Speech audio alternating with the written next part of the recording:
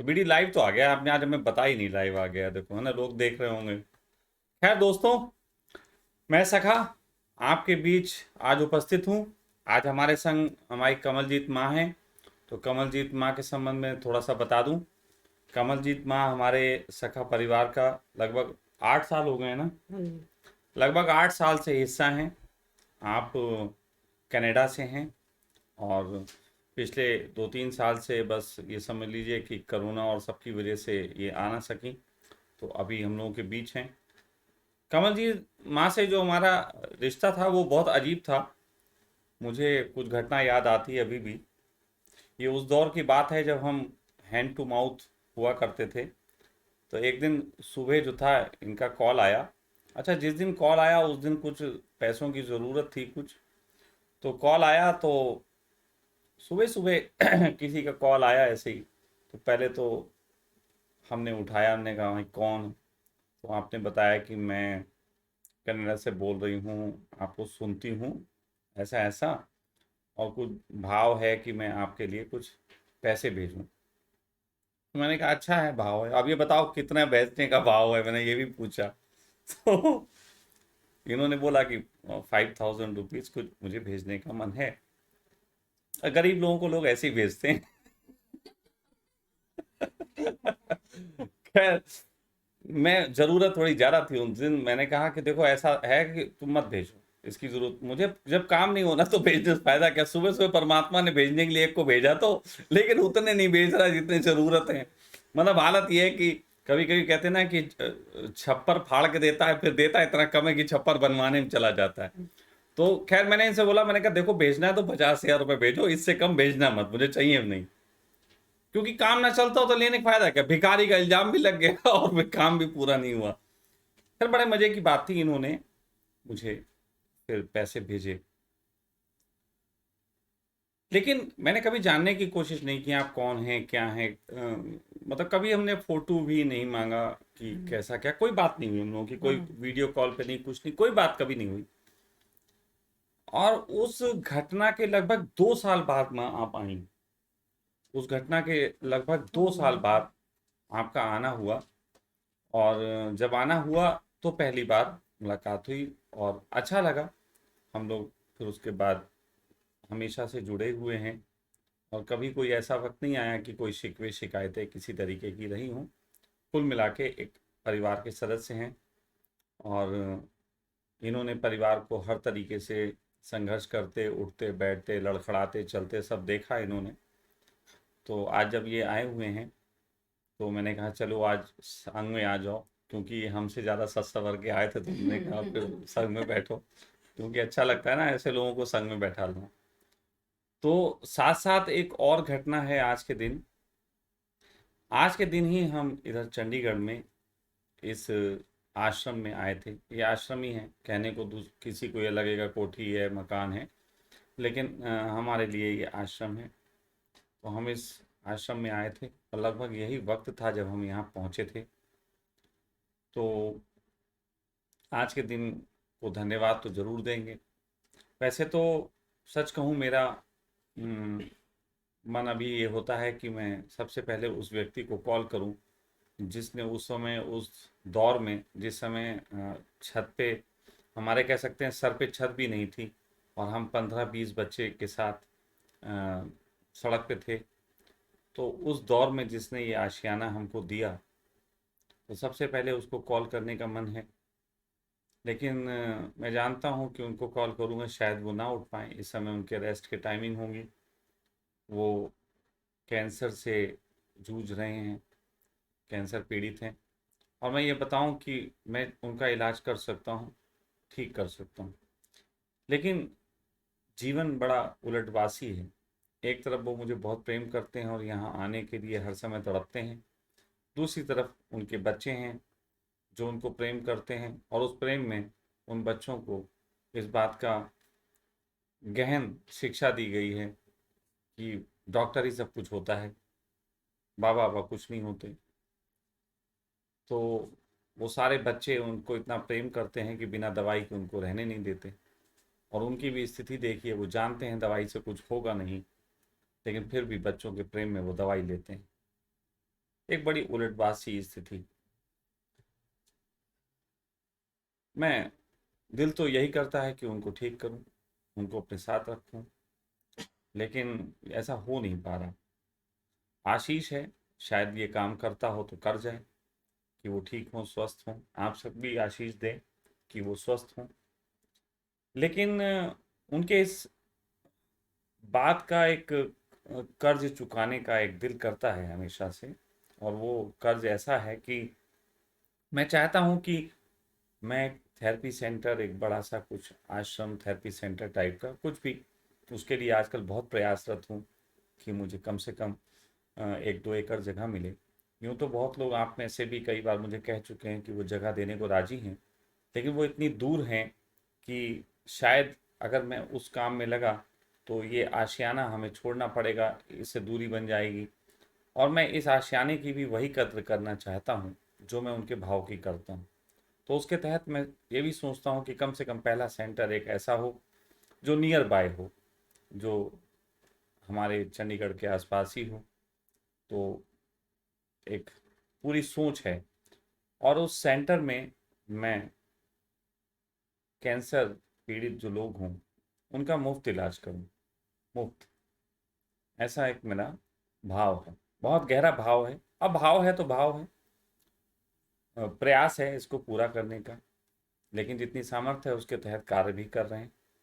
और कोशिश है कि सामर्थ्य बढ़े और इस कार्य को जल्दी ही हम एक रंग देना शुरू करें। तो ये तो आज की जो चर्चा है, उससे पहले मैंने आज के दिन के संबंध में अपनी बात रखी। इस समय हमारा पूरा परिवार यहाँ पे उपस्थित है, जो हमारे संग में सब बच्चे रहते हैं। तो फिलहाल आज ये हमारी ज़िंदगी का एक यादगार लम्हा है।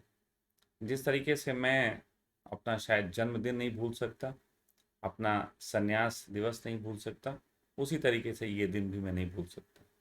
कई बार ऐसा होता है मैं दिव्या का बर्थडे भूल जाता हूँ, और बच्चों का बर्थडे भूल जाता हूँ, और चीज़ें भूल जाता हूँ बहुत सारी।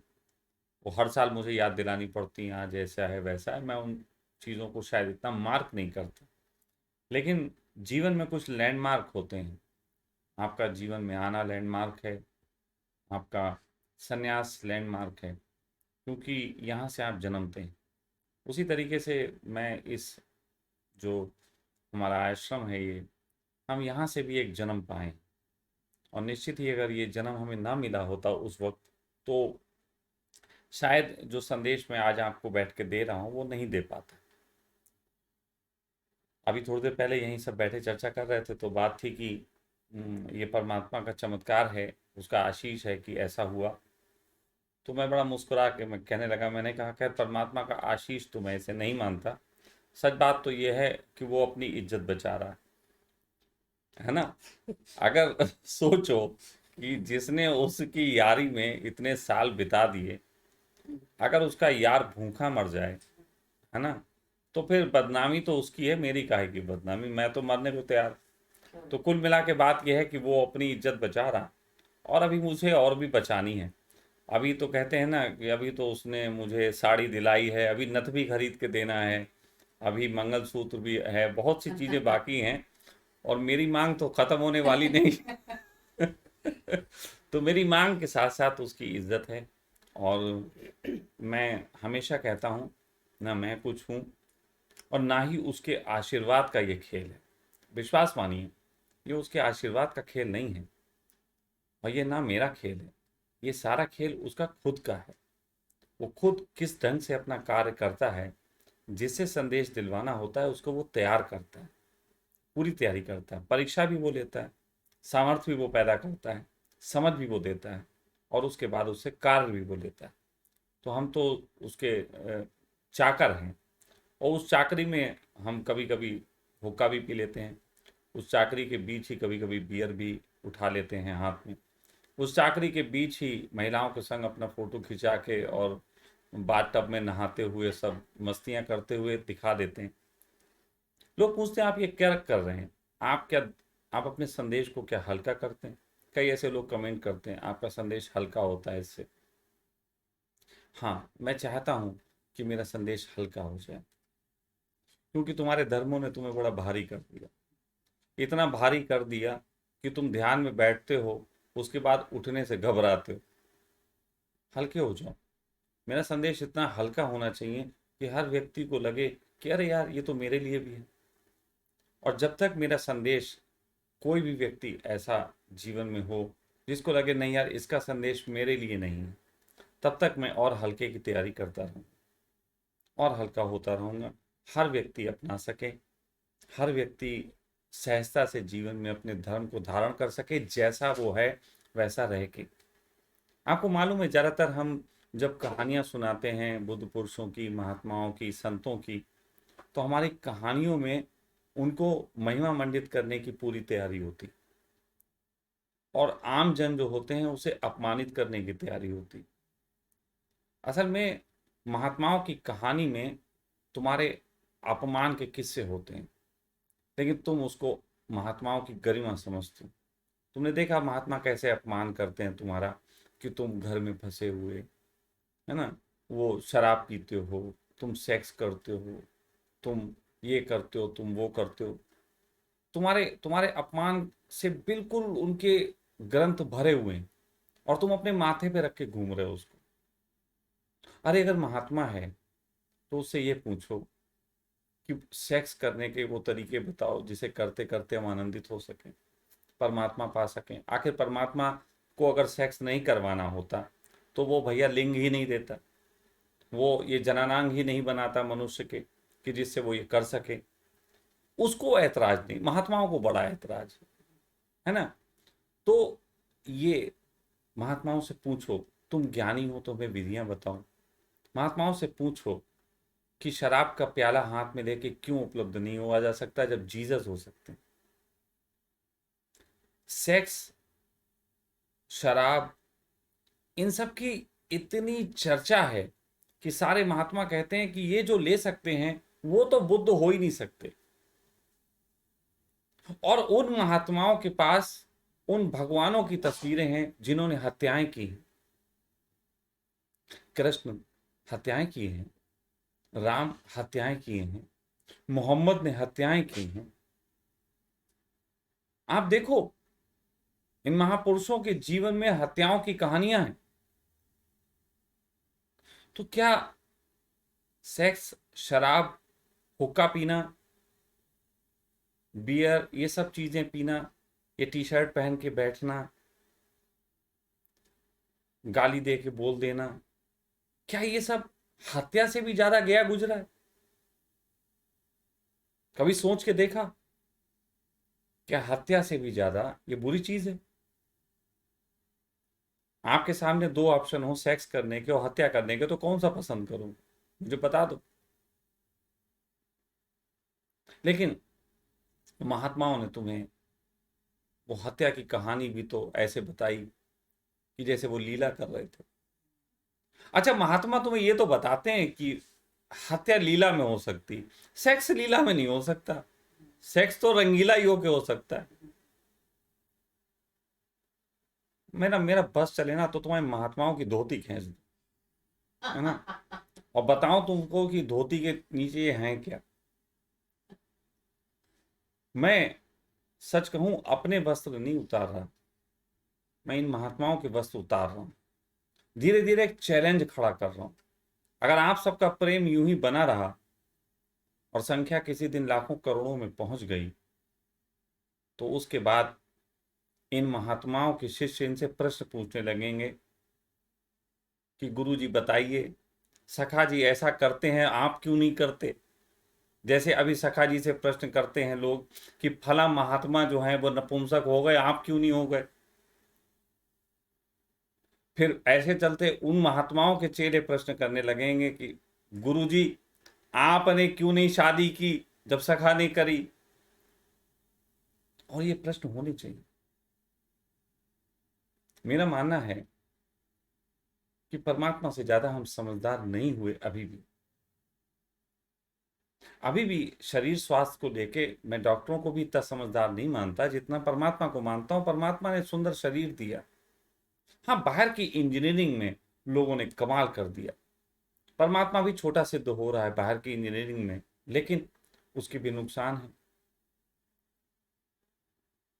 लेकिन लोग लोग परमात्मा से भी ज्यादा उच्चतर होके महात्मा हो जाते हैं, ये बात मुझे पसंद नहीं आती। तो हम ये 8 PM जो हमारा सखा परिवार है, उस सखा परिवार को एक नए आयाम की तरफ ले चलने की तैयारी है।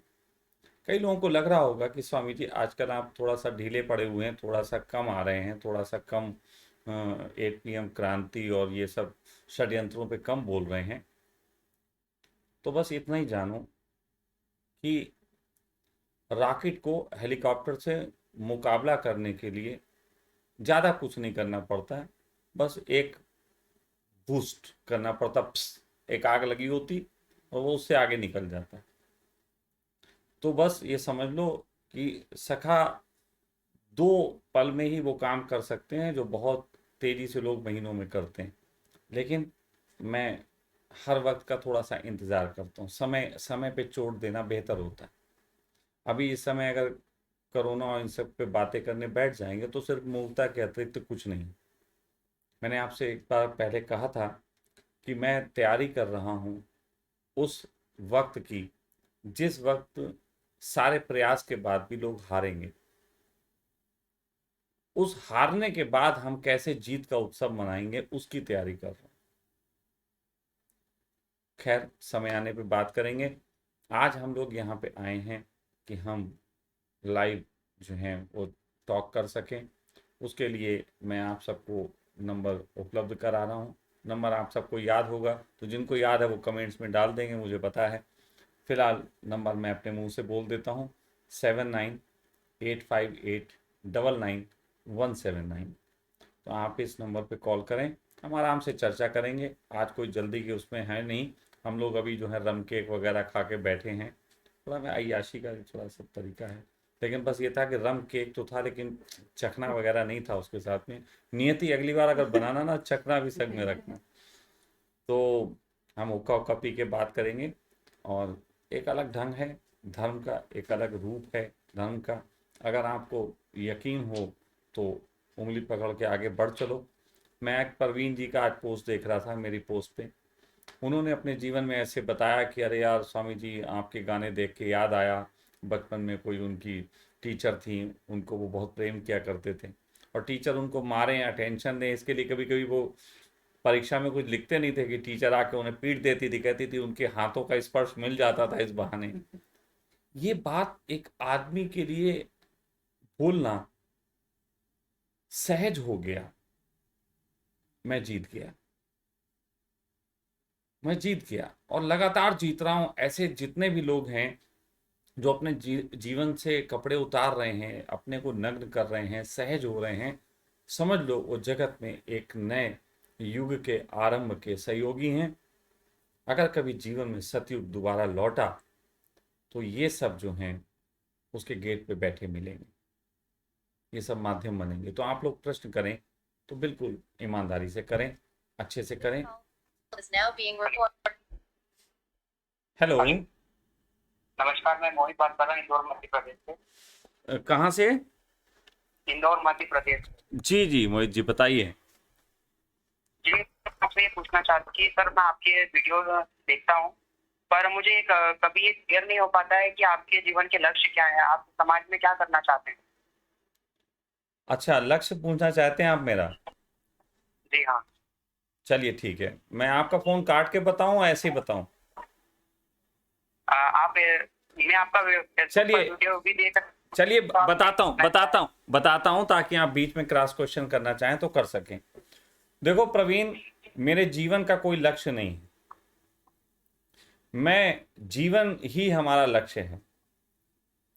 गांधी अपने जीवन में एक बात कहा करते थे, तो समझ लो वही बात मेरी भी है। गांधी कहा करते थे, my life is my message, केवल मेरा जीवन ही मेरा संदेश है, और कोई मैं संदेश तुम्हें देना नहीं चाहता। आपको मालूम है, जो लोग अपने जीवन के लक्ष्य देते हैं वो लक्ष्य के नाम पे जो है वो कुछ और ही तुमसे करवा रहे होते हैं। मेरे जीवन का कोई लक्ष्य नहीं है। मेरे पिता ने एक बार मुझसे पूछा था बहुत साल पहले कि तुमने फ्यूचर प्लान क्या किया? फ्यूचर प्लान मतलब धन कमाने के लिए आपने बिजनेस करना है, क्या करना है, ऐसा पूछा।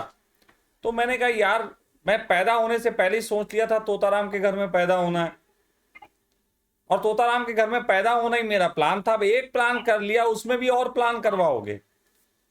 सच बात तो यह है कि शशांक जैसा शरीर मिल जाए, शशांक जैसा हृदय मिल जाए, ऐसी चाह थी, क्योंकि मुझे बहुत पहले से ये अनुभव था, शायद जीवन से पहले ही मुझे ये अनुभव था कि अगर ऐसा शरीर, ऐसा मन, ऐसा समझ अगर मिल जाए तो निश्चित ही परमात्मा इससे जो करवाना चाहेगा वो कर लेगा। और इसीलिए मैंने जो प्लान किया था वो पैदा होने से पहले किया था। उसके बाद मेरा कोई प्लान नहीं। उसके बाद तो परमात्मा मुझसे जो करवा रहा है वो उसका प्लान है। मैंने अपने जीवन के संबंध में सिक्योरिटी के लिए कुछ भी नहीं किया, कभी भी नहीं किया। ये मैं आपको बता दूं, मैं आज तक ना बीमा करवाए हूं, ना मैंने कोई फंड जमा कर रखा है, मैंने कोई सिक्योरिटी का प्रयास नहीं किया। मेरी सारी सिक्योरिटीज सब सिर्फ इस बात की है कि जिसने जीवन दिया वो संभाले, वो जाने।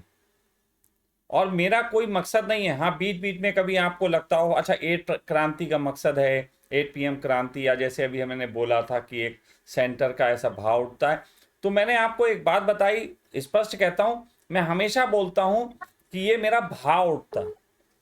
अगर उस भाव में शुद्धि है तो परमात्मा उसको अपने कार्य से जोड़ लेगा, नहीं शुद्धि है तो साइड में दरकिनार कर देगा। मैं कुछ नहीं करूंगा, जो करेगा वो करेगा जिसने जीवन दिया, क्योंकि वो मुझसे ज्यादा समझदार है। जिसने जीवन दिया उसने इस जीवन को मकसद भी कुछ दिए होंगे, और जो मकसद दिए होंगे उसके पीछे की ऊर्जा और उसके साधन भी वही इकट्ठे करेगा। मेरे कोई मकसद तो नहीं क्या है। तो क्या सर हमारा ये फर्ज नहीं बनता है कि हम जाने कि ईश्वर हमसे क्या चाहता है? मैंने क्या कहा बेटा, आप सबके जीवन से ईश्वर कुछ चाहता है, लेकिन क्या आप ईश्वर के ऊपर अपने को छोड़ के चल पा रहे हो? गौर करने वाली बात यह है कि आपके लक्ष्य आपके हैं, या आपके पिताजी ने जो आपको दे दिए वो हैं, या फिल्मों को देख के, किताबों को पढ़ के, संतों को सुन के जो आपने लक्ष्य बना लिए वो हैं। आपने परमात्मा के लक्ष्य को पहचानने के लिए कभी उस पर कुछ छोड़ा? बचपन से लेके KG नर्सरी की शिक्षा से लेके और अभी तक आप सिखाए हुए ही अपने कर्म बना रहे हैं। मैंने तो जो थोड़ा बहुत धोखे से सीख लिया था उसको भुलाने में जरूर थोड़ी बहुत मेहनत की, उसके अतिरिक्त मैंने कुछ भी नहीं किया। और मैं आप सबके प्रति भी इस भाव से भरता हूं कि परमात्मा आपको वो समझ दे, आपके अंदर वो पुलक दे कि आप उसके दिए लक्ष्य को पहचान पाएं, तो निश्चित ही आपके जीवन में एक अलग रोमांच होगा। तो प्रवीण जी, बिल्कुल ही, प्रवीण के साथ साथ सब लोगों को समझ लेना चाहिए, मेरा कोई लक्ष्य नहीं है। मैं एक आवारा हवा का झोंका बह रहा हूं।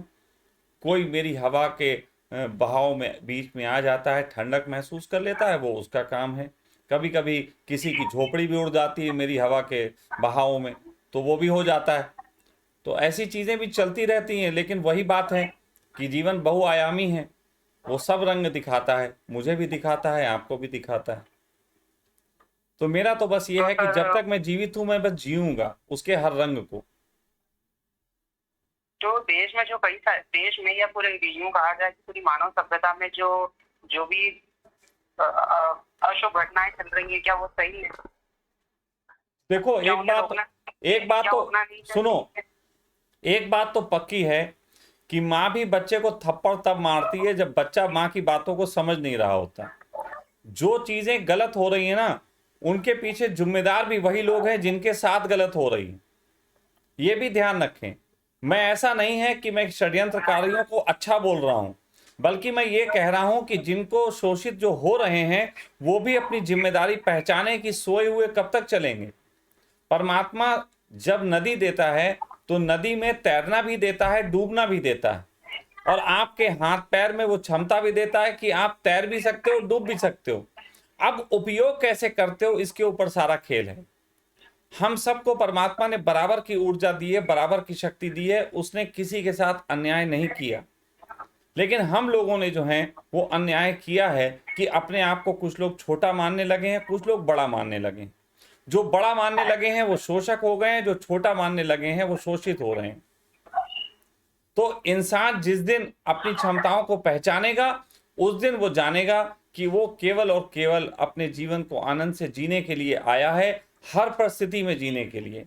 वो युद्ध लड़ेगा, वो महाभारत में कृष्ण की तरह गीता संदेश दे, चाहे वो अर्जुन की तरह युद्ध लड़े, और चाहे वो जो है दुर्योधन की तरह अपनी जंघा तोड़वा ले। सबके अपने रोल हैं और सब अपने रोलों में आनंदित होंगे। ये बात ध्यान रखिए, आनंद सबका है। तो प्रवीण जी कोशिश करिए, मैं जो कहना चाह रहा हूं, जिस तल पे कहना चाह रहा हूं, आप उस तल पे चीजों को समझ पाएं। निश्चित ही गलत और सही की परिभाषा में मैं तो नहीं पढ़ता, क्योंकि जिस परिभाषा के तहत दुनिया तुमसे सिखाया गया है, हमेशा तुमसे कहा गया है, हुई वही जो राम रची राखा, कि अल्लाह की मर्जी के बगैर कुछ नहीं होता। तो अगर आज कोई मुसलमान आके मुझसे कहे कि हिंदू सता रहे हैं, तो मैं कहूँगा फिर अल्लाह की मर्जी के बगैर कैसे कुछ हो सकता है। उसकी मर्जी होगी, लेकिन उसकी मर्जी, आधी मर्जी तो पूरे तरीके से काम कर रही है सताने वाली, लेकिन लड़ने वाली आधी मर्जी चुप बैठी हुई है। मर्जी तो उसकी तुम्हारी तरफ भी है, मर्जी तो ये भी है कि तुम आनंद से जी पाओ, लेकिन तुम उसकी मर्जी पहचान कहाँ रहे। तुम तो अपनी मर्जियों में लगे हुए हो। छोटी मनमर्जी में जो लगा रहता है वो फिर निश्चित ही दुख का भागी है। सर एक बात है कि बोले, आपकी आवाज नहीं आ रही सही।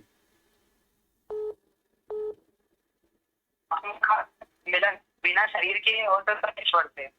देखिए भाई, ऐसा है ना, ये एक लंबी चर्चा हो जाएगी। फिलहाल प्रवीण जी इतना मान लीजिए, हम परमात्मा से तभी मिल सकते हैं जब परमात्मा के शरीर से बाहर निकल जाएं। हम सब परमात्मा के शरीर के अंदर रह रहे हैं। सूरज, चांद, तारे, गैलेक्सी, सब कुछ जो है परमात्मा के शरीर के अंदर है। परमात्मा एक विराट शरीर है और कुछ नहीं है। इस शरीर से अगर किसी को मिलना है तो दो ही तरीके हैं। पहला तो इस शरीर से बाहर निकल जाए और उसको देखे, तो निश्चित ही जब बाहर निकलेगा तब तक मर चुका होगा, देखने के लिए आंखें नहीं रहेंगी, तो देख नहीं सकता। दूसरा यह है कि गहरे में ये अब जान जाए कि हम परमात्मा के शरीर के अंदर हैं, और हम अगर अंदर हैं तो फिर हम परमात्मा के अंग हैं। और जिसने भी जाना उसने कहा है हम परमात्मा के अंग हैं। और जब परमात्मा के अंग हैं तो निश्चित ही जिस तरीके से साइंस कहती है कि जितनी जीन कोड में हमारे क्षमता है, उतनी हमारे एक बाल में जीन कोड भी उतनी ही ताकत रखता है। यानी कि हमारे बाल से एक जीन कोड के माध्यम से मेरे जैसा एक शशांक खड़ा किया जा सकता है। तो अगर हम परमात्मा के अंग हैं तो मेरे अंदर पूरा परमात्मा है। ये बात जान लीजिए। अगर आपकी समझ बढ़ेगी जिस दिन, आप उस दिन परिपूर्ण परमात्मा ही अपने आप को महसूस करेंगे। तो कोई कहे कि परमात्मा है तो मैं उससे कहता हूं मैं हूं। अब ये अहंकार की घोषणा लगती किसी को कि मैं करता रहता है, लेकिन मैं कह रहा हूं कि मैं परमात्मा ही हूं, क्योंकि मैं उसका अंग हूं और मुझ में वो पूर्ण रूप से वास करता है। तो प्रवीण जी, अभी आज मैं समझता हूं 2-3 प्रश्न आपके हो गए, और भी कुछ मित्र हैं उनके प्रश्न ले लेते हैं।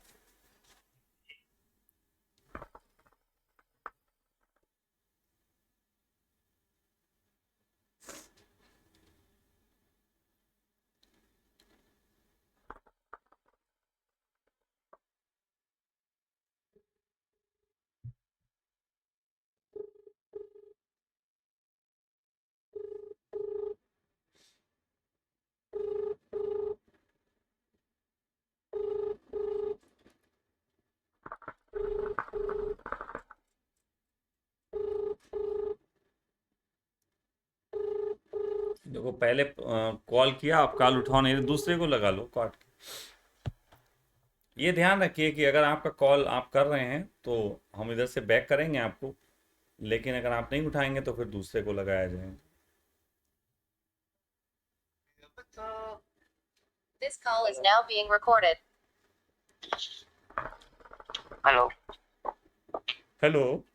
हेलो, प्रणाम गुरुजी। जी प्रणाम गुरुजी, बताइए। जी मैं गुजरात से हूँ, मेरा नाम अल्पेश है। आप गुजरात से हैं? हाँ स्वामी जी। चलिए ठीक है, आगे।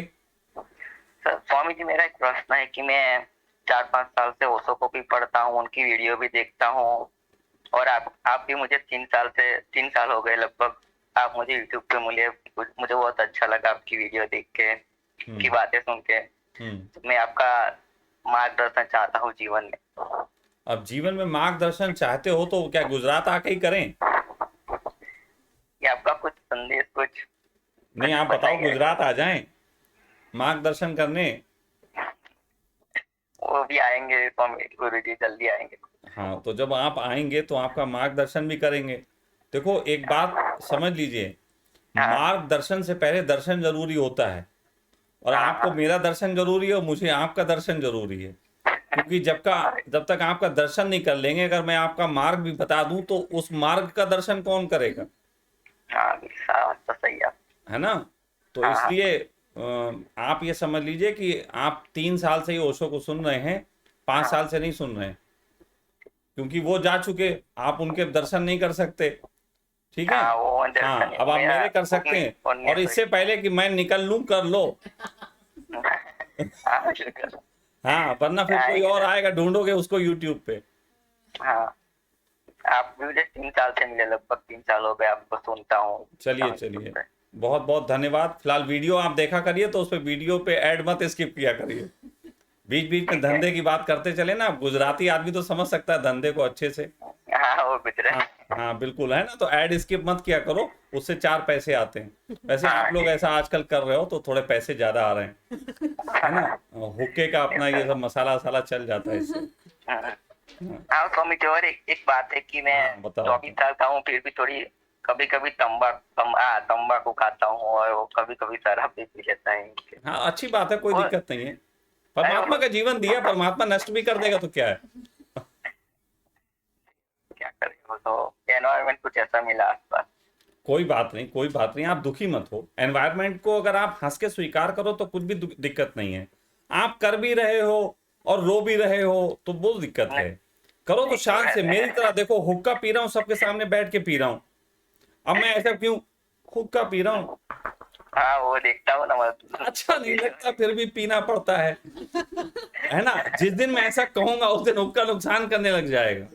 हाँ हाँ तो मैं तो जहर भी पीऊंगा तो खुश होके पीऊंगा। हाँ, ठीक है? ठीक है ठीक है। हाँ, तो मस्त होके पियो। आज से दुखी मत होना। तंबाकू खाना तो ऐसे खाना जैसे तुम अमृत खा रहे हो।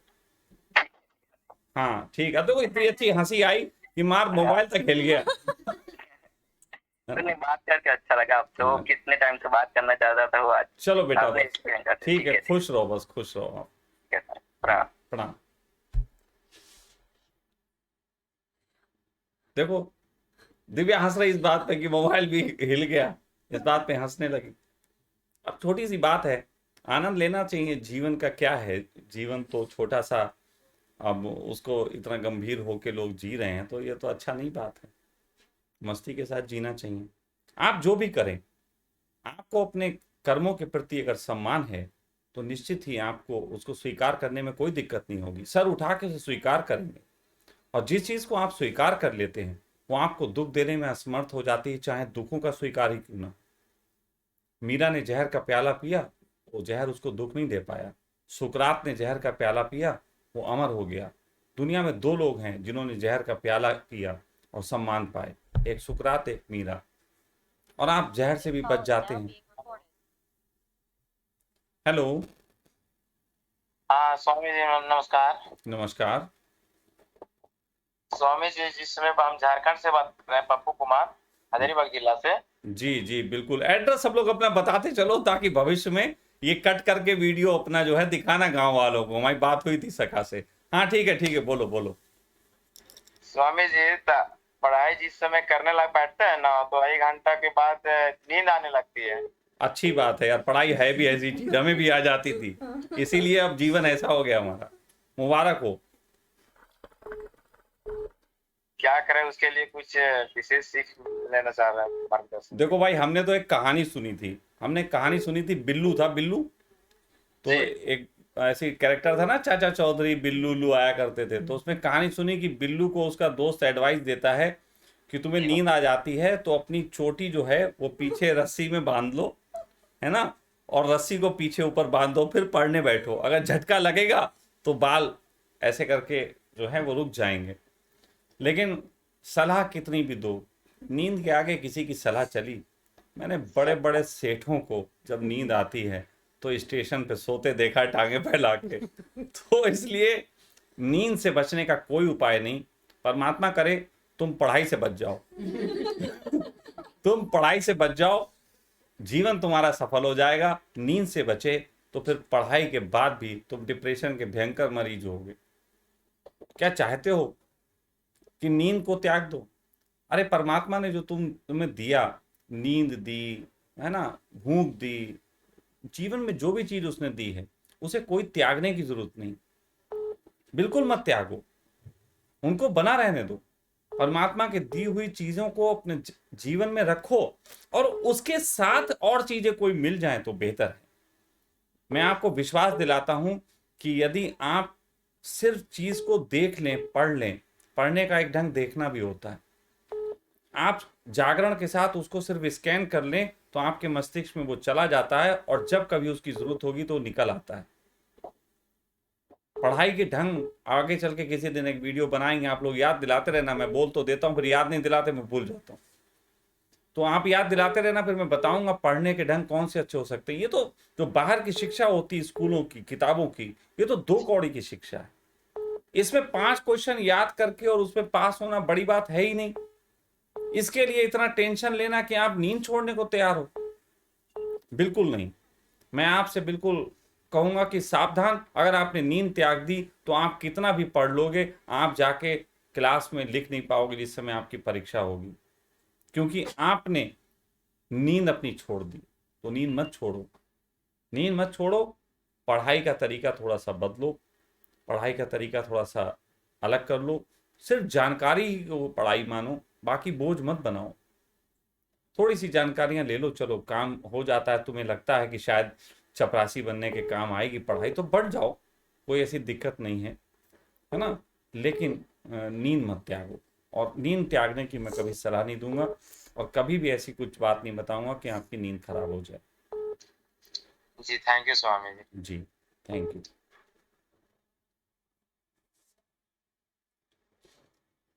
हेलो। हेलो। हाँ जी। हेलो। हाँ जी, हाँ जी, बोलिए। हाँ, प्रणाम सर, प्रणाम। जी प्रणाम। जी प्रणाम। मैं संजय गुप्ता बोल रहा हूँ अहमदाबाद से। जी संजय जी। अच्छा, मेरा कोई प्रश्न नहीं है, वैसे बस इच्छा थी मैं बोलूँ कुछ। जी जी बोलिए। तो मैं ये कहना चाहता हूँ, सबका अपना अपना अनुभव है। जी। मेरा अनुभव ये है कि जैसे कि मान लीजिए हवा ही चल रही है, हवा चलती है एक स्पीड से, तो वो तो अपनी स्पीड चलता ही है, लेकिन हम लोग जो सांस लेते हैं, कोई ज्यादा ले लेता है, कोई कम ले लेता है, कोई उस हवा से माध्यम से आगे बढ़ जाता है, कोई पीछे रह जाता है। जी। लेकिन हवा तो चली रही है। अब ये समस्या हमारी है या हमारी समझ है या हमारी नासमझी है, जो हवा से पूरी तरह लाभ नहीं ले पाते। बिल्कुल सही, बिल्कुल सही। परमात्मा भी चारों तरफ ऐसे ही व्याप्त है। हाँ जी, बस वही है कि कोई इस मतलब संसार में रह के कोई अपनी समझ विस्तार करता है, वो अंबानी बन जाता है, कोई नहीं बन पाता है। इसके लिए हम परमात्मा को दोष दें, ये तो अनुचित है शायद। जी बिल्कुल, ऐसा मुझे लगता है। बिल्कुल सही है, सही है आपका। ऐसा मेरा मानना है, जो मेरा अनुभव रहा है। मेरी उम्र भी अच्छा 58 साल 60 साल की है। आपका अनुभव उचित है। हाँ जी, आपका अनुभव उचित है, बेहतर है। हाँ, मेरा ये अनुभव रहा, ये ऐसा मुझे लगता है। जैसे हम सक्सेस नहीं हो सके तो इसके लिए हम दूसरे को दोष दे दें, कहीं ना कहीं हमारी कमियां हैं, या जो काम किया हमने उतनी लगन या मेहनत से नहीं किया होगा, उसका रिजल्ट उसके अनुरूप नहीं मिला हमको। देखिए संजय जी, एक चीज बताता हूं आपको, आपके साथ साथ और लोगों को भी, कि जगत में एक तो होती है सफलता जी, और एक होती है सुफलता। एक सफलता का अर्थ होता है जब दूसरे डिसाइड करें कि तुम सफल हो गए, और सफलता का अर्थ होता है कि तुम अपने में आनंदित हो और तुम डिसाइड करते हो कि तुम सफल हो गए। जैसे कि एक व्यक्ति बहुतों के साथ रेस भागता है और एक अकेले रेस में भागता है। तो सफलता जो है वो अकेले रेस में भागने वाला काम है, कि हम अपनी मौज में चल रहे हैं, जीते हारे की तमन्ना ही नहीं है। और जिसे जीते हारे की तमन्ना नहीं, उसे खाक कोई हराएगा। सही बात। तो इंसान जैसे को आप अपना जीवन अपनी तरह जीते हैं, जी बिल्कुल किसी को अच्छा लगे नहीं लगे जी वो अलग इंसान विषय है। को इंसान को भाई, सफल कोई आप जैसे जी रहे हैं, आप जैसे जो भी कर रहे हैं एक्टिविटी अपने हिसाब से अच्छी कर रहे हैं। अब हो सकता है बहुत से लोग उसको पसंद करेंगे, बहुत से नहीं भी बिल्कुल पसंद करेंगे। बिल्कुल बिल्कुल कोई भी कृत्य चाहे वो दान का ही क्यों ना हो 100% लोगों को अच्छा नहीं लगता सही बात और सही बात इसकी कह रहे हैं चिंता आप। करनी भी नहीं चाहिए। बस ऐसे ही इच्छा हुई हम आपसे थोड़ा सा बात करें। नहीं, क्योंकि नहीं। हमें भी लगता है कि कभी कभी ऐसा महसूस होता है कि हमारी जो कार्य क्षमता थी शायद हम उतनी नहीं कर सके जितने जो हमको लाभ मिलता। खैर जो कर सकते थे किया, उतना मेहनत अब वो उतनी होती नहीं है। इसीलिए और शरीर इसीलिए भी थोड़ा सा इसीलिए मैंने कमजोर पड़ गया है। सफलता की बात की, इसीलिए मैंने सफलता की बात की संजय जी, कि इंसान सफल अगर ना भी हो पाए तो उसे कोशिश करनी चाहिए कि सफल तो हो ही जाए, क्योंकि सफलता के लिए कोई कंपटीशन की जरूरत नहीं है। सफलता जो है बिस्तर पे लेटे लेटे भी पाई जा सकती है। सफलता बिना अब तो ये ऑफिस लगता में है- बिना नौकरी जी लगे बेरोजगार भी पा सकता है। सही बात सही बात।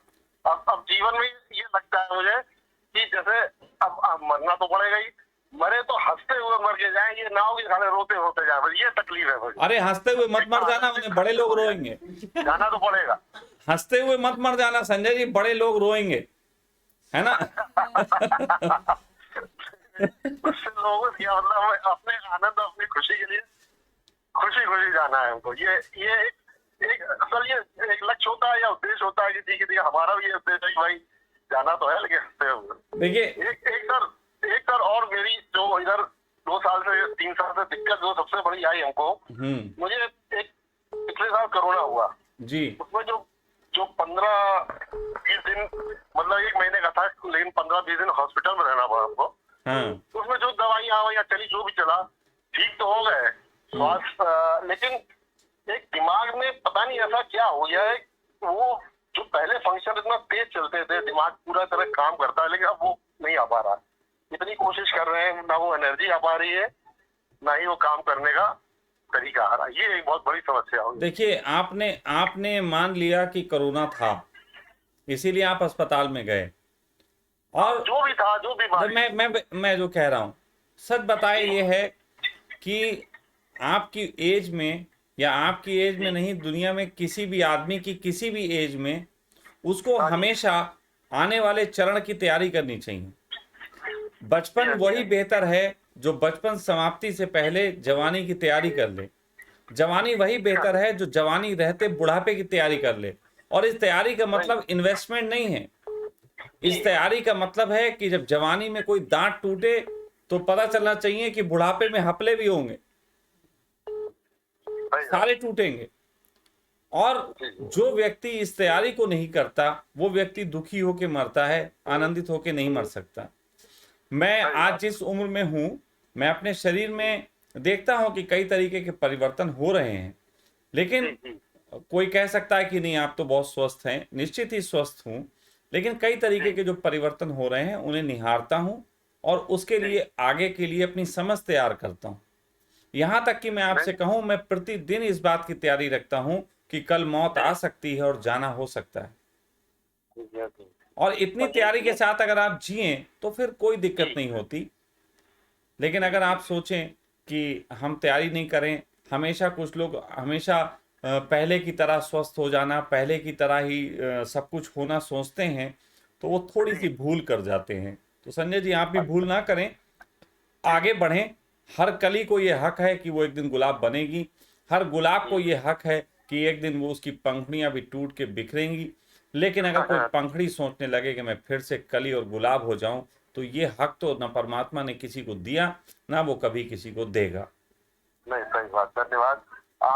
आपकी राय बहुत अच्छी रही, इस पर भी विचार करके आगे चलेंगे। जी बिल्कुल बिल्कुल संजय जी, धन्यवाद। जो है वो परमात्मा की कृपा से सब बहुत अच्छा है, ये मान के चलें। जी जी संजय जी, बहुत बढ़िया। और अपना जीवन जो चल रहा है वो जीते रहे।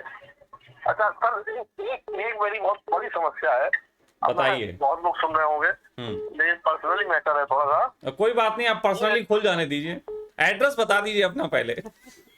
हाँ जी, पहले एड्रेस बता दीजिए पर्सनली बात से पहले। एड्रेस बता दूं? नहीं नहीं, कोई बात नहीं, आप बात कहें प्लीज। नहीं, अहमदाबाद में है, ये परिष्कार रहते हैं, ये 202 है, उसमें कोई दिक्कत सारे अहमदाबाद वाले सुन लो, पर्सनली बात होने जा रही है। नहीं, ऐसा नहीं। जी संजय जी बोलिए। तो ये पर्सनली क्या जो हकीकत है, मैं अपनी जीवन की हकीकत है जी। वो आपसे थोड़ा सा कहना चाहता हूँ, जी। राय दीजिए आप। जी जी तो ये है कि जैसे मुझे लगता है महिलाओं के प्रति मेरी सम्मानजनक निगाह नहीं, निगाह की बात कर रहा हूँ मैं। जी जी बातचीत करेंगे सब बात, लेकिन निगाह में कुछ कमी है। ऐसा मुझे बार बार बहुत गिल्टी अपने मन से होती है। ऐसा नहीं है कि मैं किसी से कोई बदतमीजी कर रहा हूँ या अभद्र बोल रहा हूँ, ऐसा नहीं है। लेकिन कभी कभी जो निगाह होती है वो दृष्टि मुझे लगता है गलत जगह पर चली जाती है, जो कि हमको स्वयं पीड़ा देती है। ऐसा क्यों? नहीं संजय जी, मैं छुटकारा नहीं पा पाया। संजय जी आज मैं आपको एक ऐसी बात बताता हूं जो सब लोगों को जाननी चाहिए। संजय जी, आपने ईमानदारी से जो बात कही, बहुत से लोग इस बात को छुपा जाएंगे, लेकिन विश्वास मानिए हर पुरुष ये करता है। अच्छा। हाँ, हर पुरुष ये करता है। आप ईमानदार हैं, आप ये समझ लीजिए कि आज आपने मनुष्यों की और खास तौर पे पुरुषों की एक ऐसी बात को उजागर किया है जिस बात को कहने से लोग घबराते हैं। लेकिन पुरुष ये क्यों करता है, उसके पीछे के कारण महिलाओं को भी सुनने चाहिए, ताकि हम एक ऐसी दुनिया बना सकें जिस दुनिया में महिलाएं मिनी स्कर्ट में भी घूमें और पुरुष उनको निहार के भी मजे लें। मैं आपको उल्टी बात बोल रहा हूं। लोग कहेंगे, लड़कियां कहेंगी, अरे मिनी स्कर्ट पहने कोई निहारे क्यों? तो भाई बोरखे में घूमो, फिर मिनी स्कर्ट में क्यों घूमती हो? मैं ये कह रहा हूं कि पुरुष और स्त्री के संबंध में आज एक बात है, मैं पहले वैसे वीडियो में बोल चुका हूं, लेकिन आज सबके सामने भी यहाँ पे बोल रहा हूं। देखिए, पुरुष जो है वो जब किसी महिला को देखता है तो उस महिला में वो अपने स्पर्म्स के लिए कंटेनर देखता है। पुरुष जो है, उस पुरुष के पास दिक्कत ये है जो महिलाओं के पास नहीं है। जैविक रूप से एक महिला पूरे महीने में मात्र एक अंडा पाती है जिसको वो बच्चा बना सकती है। और महिला भी पुरुषों की तलाश करती है पूरे महीने, लेकिन वो किसी एक पुरुष की करती है, किसी एक खास पुरुष की करती है, क्योंकि एक ही उसके पास अंडा होता है। लेकिन एक पुरुष के पास, एक स्वस्थ पुरुष के पास प्रतिदिन 30 लाख स्पर्म्स होते हैं। 30 लाख स्पर्म्स। तो 30 लाख स्पर्म्स जो होते हैं उनमें हर स्पर्म्स की अलग तरीके की जेनेटिक बनावट होती है। कोई स्पर्म जो है किसी लंबी स्त्री में जन्म सकता है, कोई स्पर्म किसी गंठी स्त्री में, कोई गोरी में, कोई काली में, अलग अलग तरीके की। और इसीलिए एक पुरुष की हालत ऐसी होती है कि वो सभी स्त्रियों में कहीं ना कहीं उसकी निगाहें वो कंटेनर को देखती रहती हैं। हाँ, ये बात अलग है कि पुरुष अलग अलग तरीके से स्त्रियों के अंगों पे निगाह डालते हैं। कोई किसी के हिप्स पे देखता है, कोई किसी के पेट को देखता है, कोई किसी की थाइस देखता है, कोई किसी के ब्रेस्ट देखता है, कोई किसी के आईज देखता है। तो सबके अपने अपने कंसेप्ट हैं, क्योंकि आपके अंदर का स्पर्म्स किस प्रकार से चयन कर रहा है ये उसकी खुद की क्षमता के ऊपर है। जैसे मैं आपको बताता हूं, मैं कभी भी स्त्री के किसी भी अंग को नहीं तकता, मैं सिर्फ उसके चेहरे को देखता हूं। उसके लिए कोई बहुत महानता मत समझ लीजिए। कारण शायद ये है कि मैं एक स्त्री के अंदर एक जेन्युइन थिंग, एक डिवोशन की तलाश करता हूं। और डिवोशन उसके शरीर से प्रतिलक्षण नहीं होगा, डिवोशन उसकी आंखों से लक्षित होगा। तो मैं उसके चेहरे को देखता हूं। अपनी अपनी खोज है ना। कोई पुरुष अपने स्पर्म्स के लिए किसी प्रकार की स्त्री चुनता है। मैं तो कहूं, मैं अपने जीवन में अगर मैं अपने बच्चों के लिए कोई गर्भ ही चुनूंगा तो डिवोशन वाले में चुनूंगा। और मैंने अपनी पूरी लाइफ में कभी स्त्री के किसी और अंग को तका नहीं। ऐसा नहीं है कि मैं समझता नहीं हूं उन अंगों का मूल्य, लेकिन मुझे शायद जरूरत नहीं रही। मैंने अपने जीवन में हर तरीके के अनुभव को जाना है। और ये नहीं कह रहा हूं कि मैं चेहरे को तकता हूं इसलिए कोई स्त्री मेरा बड़ा सम्मान करे। हाँ, ये बात अलग है, समाज में कोई चेहरे को तके तो इतना बुरा नहीं माना जाता जितना और अंग को तके तो बुरा माना जाता है। लेकिन जिस तरीके से कोई अंग शरीर का पार्ट होता है, चेहरा भी पार्ट है। मैं आपको और अपने को अलग नहीं कर रहा हूं, मैं सिमिलर रख रहा हूं। बस अपने ढूंढने के ढंग है कि आप ढूंढ क्या रहे हैं। तो थोड़ा तरीका बदलना पड़ेगा मुझे। नहीं, तरीका 1 मिनट, बिल्कुल नहीं। आप तरीका बदल नहीं सकते। क्योंकि आपके तरीके जो हैं वो आपके अंदर के स्पर्म पे डिपेंड करते हैं।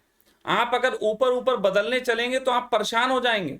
आप जितना ज्यादा, अगर आप स्त्री के किसी अंग को तकते हैं और अगर आप उसको तकना बंद करने लगेंगे तो आप ये समझ लीजिए कि आप जागते आपको वो अंग दिखने लग जाएंगे। ये सारे महात्माओं के साथ यही होता है। ये महात्माएं किताबें पढ़ पढ़ के सेक्स से मुक्ति के उपाय करते हैं और दिन रात इनको सेक्स के सपने आते हैं। मैंने तो अपनी हकीकत बताई जो मेरे साथ अरे आप बिल्कुल सामान देखिए, अगर आपको ये सुनिए, अगर आपको ये नहीं होता ना तो मैं आपसे कहता इलाज करवा लो, दिक्कत है। आप स्वस्थ हो, आप सहज हो, और हर स्त्री को समझना चाहिए पुरुषों की ये सहजता को। और इस दुनिया में जिस दिन स्त्रियां पुरुषों की इस सहजता को समझने लग जाएंगी, उस दिन जो है ये जगत एक अलग ढंग का जगत होगा। लेकिन स्त्रियां भी क्या करें बेचारी। अब आज की स्त्रियों की हालत देखो, चलो एक मुद्दा आपके साथ और उठा देता हूं। आजकल के स्त्रियों की हालत देखो। अब राम ने कुछ किया ना किया सीता के साथ, वो राम जाने, और सीता का पर्सनल मामला होना चाहिए। लेकिन जो स्त्रियां अपने पतियों से शोषित हैं वो राम को गाली तो दे देती, पतियों से कुछ नहीं कहती। सही भाई, ये बात बिल्कुल सही, 100% सही। तो भाई राम को क्यों घसीट लिया। अब जैसे आजकल मूवी बन रही है, इस मूवी में हो ये रहा है कि उन्होंने कहा था कि 30 साल पहले सताया गया था, अब आज हम इनको ठीक कर देंगे। अरे भाई, इसका मतलब तो ये हुआ अगर किसी ने कोई अपराध किया तो तुम उसके बच्चे को फांसी पे लटका रहे हो। सही बात, 30 साल पहले निपट लेना चाहिए था उसको। तो मैं ये कहना चाहता हूं कि स्त्रियां आज से 4-5 हजार साल पहले जब कोई पुरुष उनको निहारता था, तारीफ करता था, तो बहुत अच्छा प्रतीत करती थी। अच्छा। और उससे भी पहले चले जाओ तो पहले शादियां होती नहीं थी, स्त्रियां किडनैप की जाती थी, और जितनी ज्यादा बार एक स्त्री किडनैप होती थी उतनी ज्यादा महान स्त्री समझी जाती थी।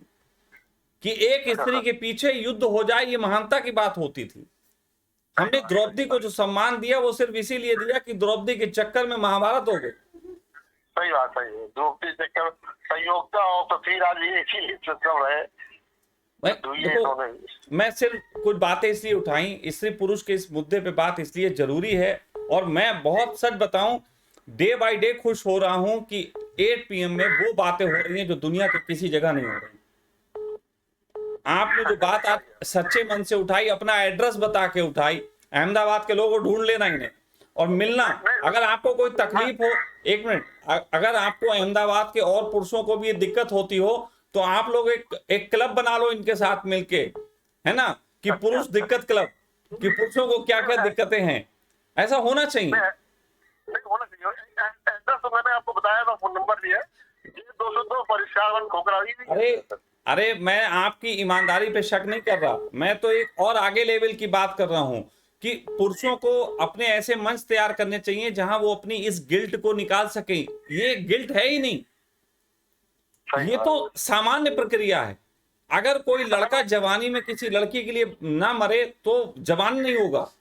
अगर कोई 35-40 साल के आदमी को ज्यादा स्त्रियों में रस ना हो तो वो आदमी नहीं होगा, नपुंसक होगा। और नपुंसक स्त्री से कोई प्रेम नहीं करेगी। मैं आपको बताऊं कि राह पे चलता सबसे खूबसूरत इंसान अगर किसी स्त्री को जाके बोले कि मैं नपुंसक हूं, आपको प्रेम करना चाहता हूं, तो बिना थप्पड़ के उसको वो जाने नहीं देगी। सही बात है। लेकिन एक बदसूरत इंसान भी बदसूरत से बदसूरत स्त्री को आके बोले तुम बहुत सुंदर लगती हो, तो स्त्री इनकार नहीं करेगी। लेकिन मैं इतना बात बता रहा हूं कि कोई भी स्त्री सिर्फ एक ही चीज से अपने आप को सर्वाधिक अपमानित महसूस करती है कि वो जिसको चाहती है वो नपुंसक हो।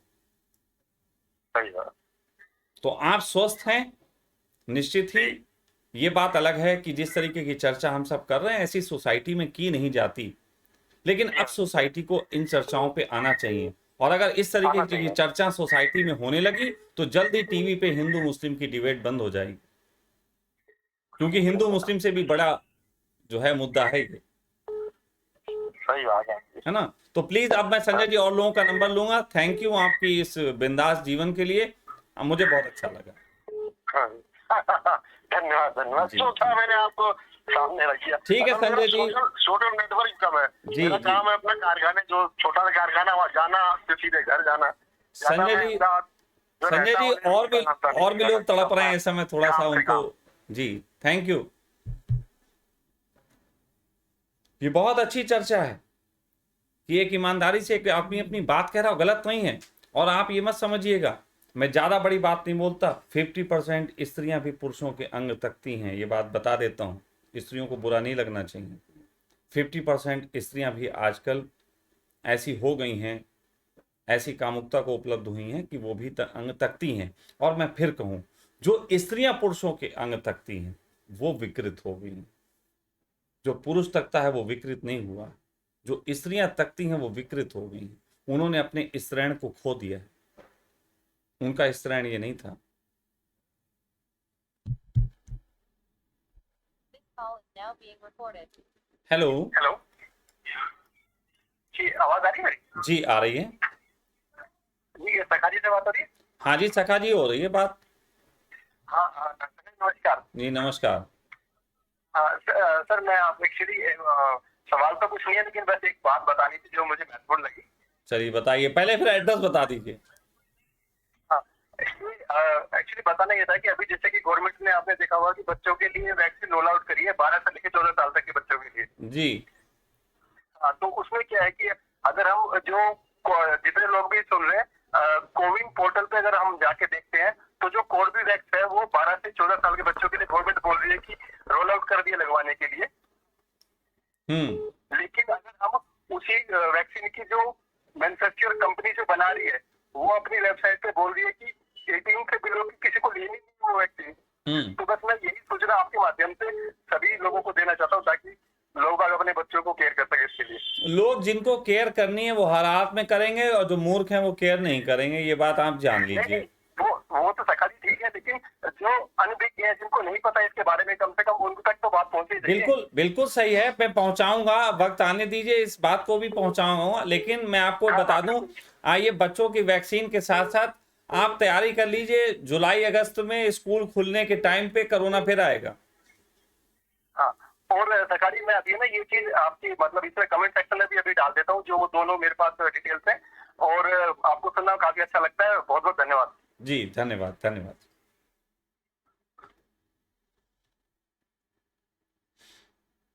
This call is now being recorded. Hello hello जी, सखा जी नमस्ते। जी नमस्ते। सखा जी, जैसा मेरा एक ये सवाल है कि आज के समय में जैसे हम लोग को अगर कोई पर्टिकुलर कोई प्रॉब्लम होती है, कोई हेल्थ इश्यू होता है, तो उसके लिए हम लोग पहले तो आज ये हो गया है कि सबकी एक हैबिट बन गई है कि वो गूगल या फिर ऐसा कुछ यूट्यूब पे कुछ ऐसा देख लेते हैं उसके बारे में। और कई बार मतलब वो उनको एक्चुअल बीमारी नहीं होती, लेकिन फिर भी वो बहुत परेशान होते रहते हैं। तो इसके बारे में मुझे आपसे पूछना था। जिससे मेरा भाई है, उसका सर दर्द होता था बराबर। उसने मैंने उसको उसने मुझसे कुछ पूछा कि इसके लिए क्या किया जा सकता है। तो मैंने कहा कि नहीं, दवा व पेन किलर के खिलाफ तो मैं भी रहता हूँ, और आपके वीडियो से मुझे बहुत कुछ पेन किलर के बारे में पता भी चला। तो मैंने उसको पेन किलर वगैरह ये सब लेने के लिए मना किया। मैंने उसको कहा कि थोड़ा हेड मसाज या फिर मतलब हेड मसाज वगैरह कर लो। लेकिन वो ये इस बात से घबराया हुआ था कि नहीं, मुझे डॉक्टर को दिखाना है, और वो भी डॉक्टर को मतलब सर्जन को दिखाना है। वो इस लेवल तक पहुंच गया था, मतलब वो बहुत घबरा गया था। उसको तो दिखा लेने दीजिए, कोई बात नहीं, दिखा लेने दीजिए, क्या है, सर्जन को दिखाएगा, दिखा लेने दीजिए। जी, जैसे ये तो मेरे भाई का एग्जांपल हो गया, लेकिन मैंने बहुत लोग को देखा है कि वो बिना वजह देखिए, मैं आपको सीधे से बताऊं, हर मंदिर के पास में दारू की दुकानें भी होती हैं, और एक आदमी घर से जब निकलता है मंदिर के लिए तो 99 लोग दारू की दुकानों पे रुकते हैं। उसी प्रकार वास्तविक स्वास्थ्य को उपलब्ध होने की चाह लोगों की नहीं है, लोगों की चाह है शारीरिक स्वास्थ्य से उपलब्ध होने की। और जब उनकी चाह है कि उन्हें आसानी से गोली खा के वो ठीक हो जाएं, तो उनसे डॉक्टर पेमेंट लेके उन्हें ठगते हैं, वो सही करते हैं। असल में ये ठगाई ही एक दिन डॉक्टरों के खिलाफ एक सोच को जन्म दे सकती है, जिसमें एक नए तरीके की सोच लोग लाएं। अन्यथा मेरे जैसे लोग न जाने कितने समझा के जिंदगी खत्म हो गई, ये लोग नहीं समझे। मैं ज़्यादा नहीं समझाता। मैं आपको बताऊं, मैं सिर्फ अपने परिवार के बीच बात करता हूं। मेरा ये 8 PM का परिवार है, मैं यहाँ बात करता हूँ, मैं अपने परिवार के बीच बात करता हूँ। मैं लोगों की कुंडी बजा बजा के उन्हें स्वास्थ्य लाभ नहीं देना चाहता। मेरा बस चले तो कुंडी बजा बजा के कहूँ कि मरो हे जोगी मरो, कल मरते हो आज मरो। मैं सिर्फ उतने एरिए तक अपनी बात रखने का अधिकारी हूं जहां तक मेरी पहुंच है।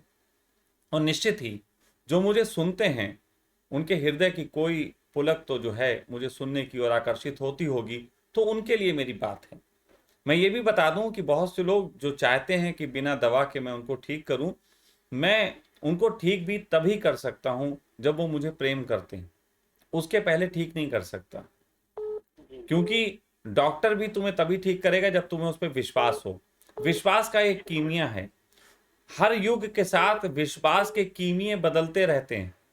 एक युग आया था कि विश्वास के कीमिये जो थे वो डॉक्टरों के हाथ में चले गए थे, उससे पहले हकीमों के हाथ में होते थे, उससे पहले आयुर्वेद के हाथ में होते थे, उससे पहले जो है ऋषियों के आशीर्वाद पे होते थे। कल ही मैं बात कर रहा था, हमारे यहाँ आए हुए हैं कुछ लोग, तो मैं उनसे बात कर रहा था कि पहले के समय में सिर्फ लोग इतने हृदय खुले होते थे किसी की बात, किसी के प्रेम के लिए, कि आशीर्वाद दे देने से लोग व्यक्ति आजीवन जी लेते, मतलब उनकी उम्र बढ़ जाती थी। वो कह देते थे जा तुझे आशीर्वाद दिया कि आज के बाद तू इच्छा मृत्यु का वरदान दिया, तू अपने आप जब चाहेगा तब मरेगा। आज मैं अगर किसी को बोल दूं कि मैं तुझे आशीर्वाद देता हूं तो वो कम से कम 2 घंटे तक तो मुझसे क्रॉस क्वेश्चन करेगा कि आशीर्वाद देने वाले तुम होते कौन। हृदय नहीं खुले हैं, मेरा आशीर्वाद भी किसी को लग नहीं सकता। और जिनके हृदय खुले हों उनको गालियां भी आशीर्वाद जैसी लगती।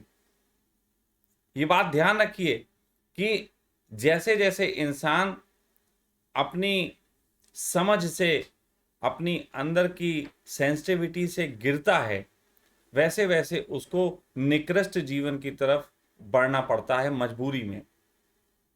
नाली के कीड़े में 80 लाख अंतर कर दो वो मनुष्य हो जाएगा, और मनुष्य में 80 लाख अंतर कर दो वो नाली का कीड़ा हो जाएगा। और ये 80 लाख जो हैं वो जेनेटिक चेंजेस जो हैं, वो शारीरिक रूप से मैं बात कर रहा हूं, लेकिन भावात्मक रूप से भी अगर 80 लाख चेंजेस कर दो तो वो आदमी, एक साधारण सा आदमी परमात्मा को अनुभव कर सकता है। और एक परमात्मा को अनुभव करने वाला आदमी अगर 80 लाख चेंजेस कर दे नीचे की तरफ तो बिल्कुल गटर में रह के पड़े रहने वाला दारूबाज बन सकता है। तो बात ये चेंजेस की है, आपके भाई नहीं, दुनिया में बहुत से लोग, आपके भाई छोड़ो, मेरे घर वाले ही, मेरे कुछ अपने रिलेटिव बिल्कुल क्लोज, उनको मैं बोल दूं घर की मुर्गी दाल बराबर, बात मानते ही नहीं। दुनिया का इलाज कर देता हूं, हमारे घर वाले नहीं मानते, और मैं कहता हूं मरो, मुझे कोई परवाह नहीं है। मैं मोह माया ऐसी नहीं रखता कि जबरदस्ती बचाऊंगा, बिल्कुल नहीं बचा सकता। और ये तो आप छोड़ो, आपकी तो नहीं मानते होंगे कि आपने कोई प्रमाण नहीं दिखाया। मेरे जीवन के तो वो प्रमाण भी देखे हुए हैं कि मैंने कई बार कई लोगों को ऐसे निकाल लिया मुंह से बाहर, मौत के मुंह से। उसके बावजूद भी मेरे घर वाले विश्वास नहीं कर पाते। मेरे वो घर वाले की बात कर रहा हूं जो खास तौर पे खून के रिश्ते वाले, इसीलिए मैं उनको रिश्तेदार नहीं, घर वाला नहीं मानता। मैं 8 PM परिवार को, सखा परिवार को अपना परिवार बोलता हूं, क्योंकि इनका चुनाव मैंने किया है, इन्होंने मेरा चुनाव किया।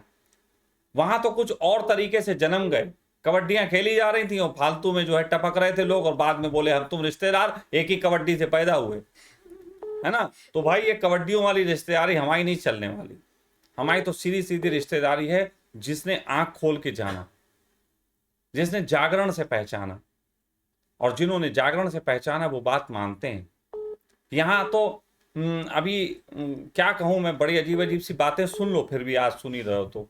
कई बार लोग यार सन्यासियों को या गुरुओं को भी अलग अलग तरीके की धारणाओं में बांध के बैठ जाते हैं। क्यों ने कहा ये सन्यासी कैसा हुक्का नहीं पी सकता, ये सन्यासी कैसा सेक्स नहीं कर सकता। अच्छा बोलते हैं आपको गुरु मानते हैं, गुरु मानते हैं, लेकिन यार हुक्का पीते देख लेते हैं तो बुरा लगता है, या सेक्स की बात कर देते हैं तो बुरा लग जाता है। तो मैं कहता हूं गुरु तब मानो जब गुरु की मानो। मुझे गुरु मानने से पहले मेरी मानना आरंभ करो, तभी मैं राजी होऊंगा।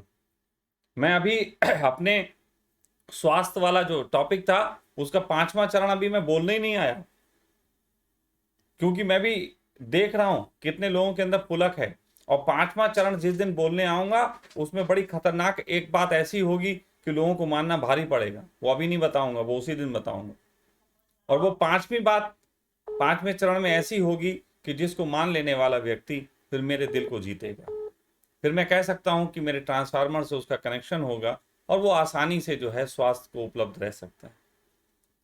तो मित्र, जो लोग दिल से ना जुड़े हो ना, उन्हें कभी दुआ से नहीं जोड़ा जा सकता। तो जो दिल से जुड़े होते हैं वो दवा से नहीं जुड़ते, जो दिल से जुड़े होते हैं वो दुआ से जुड़ते हैं। और दुआ और दवा का दूर तक नाता नहीं।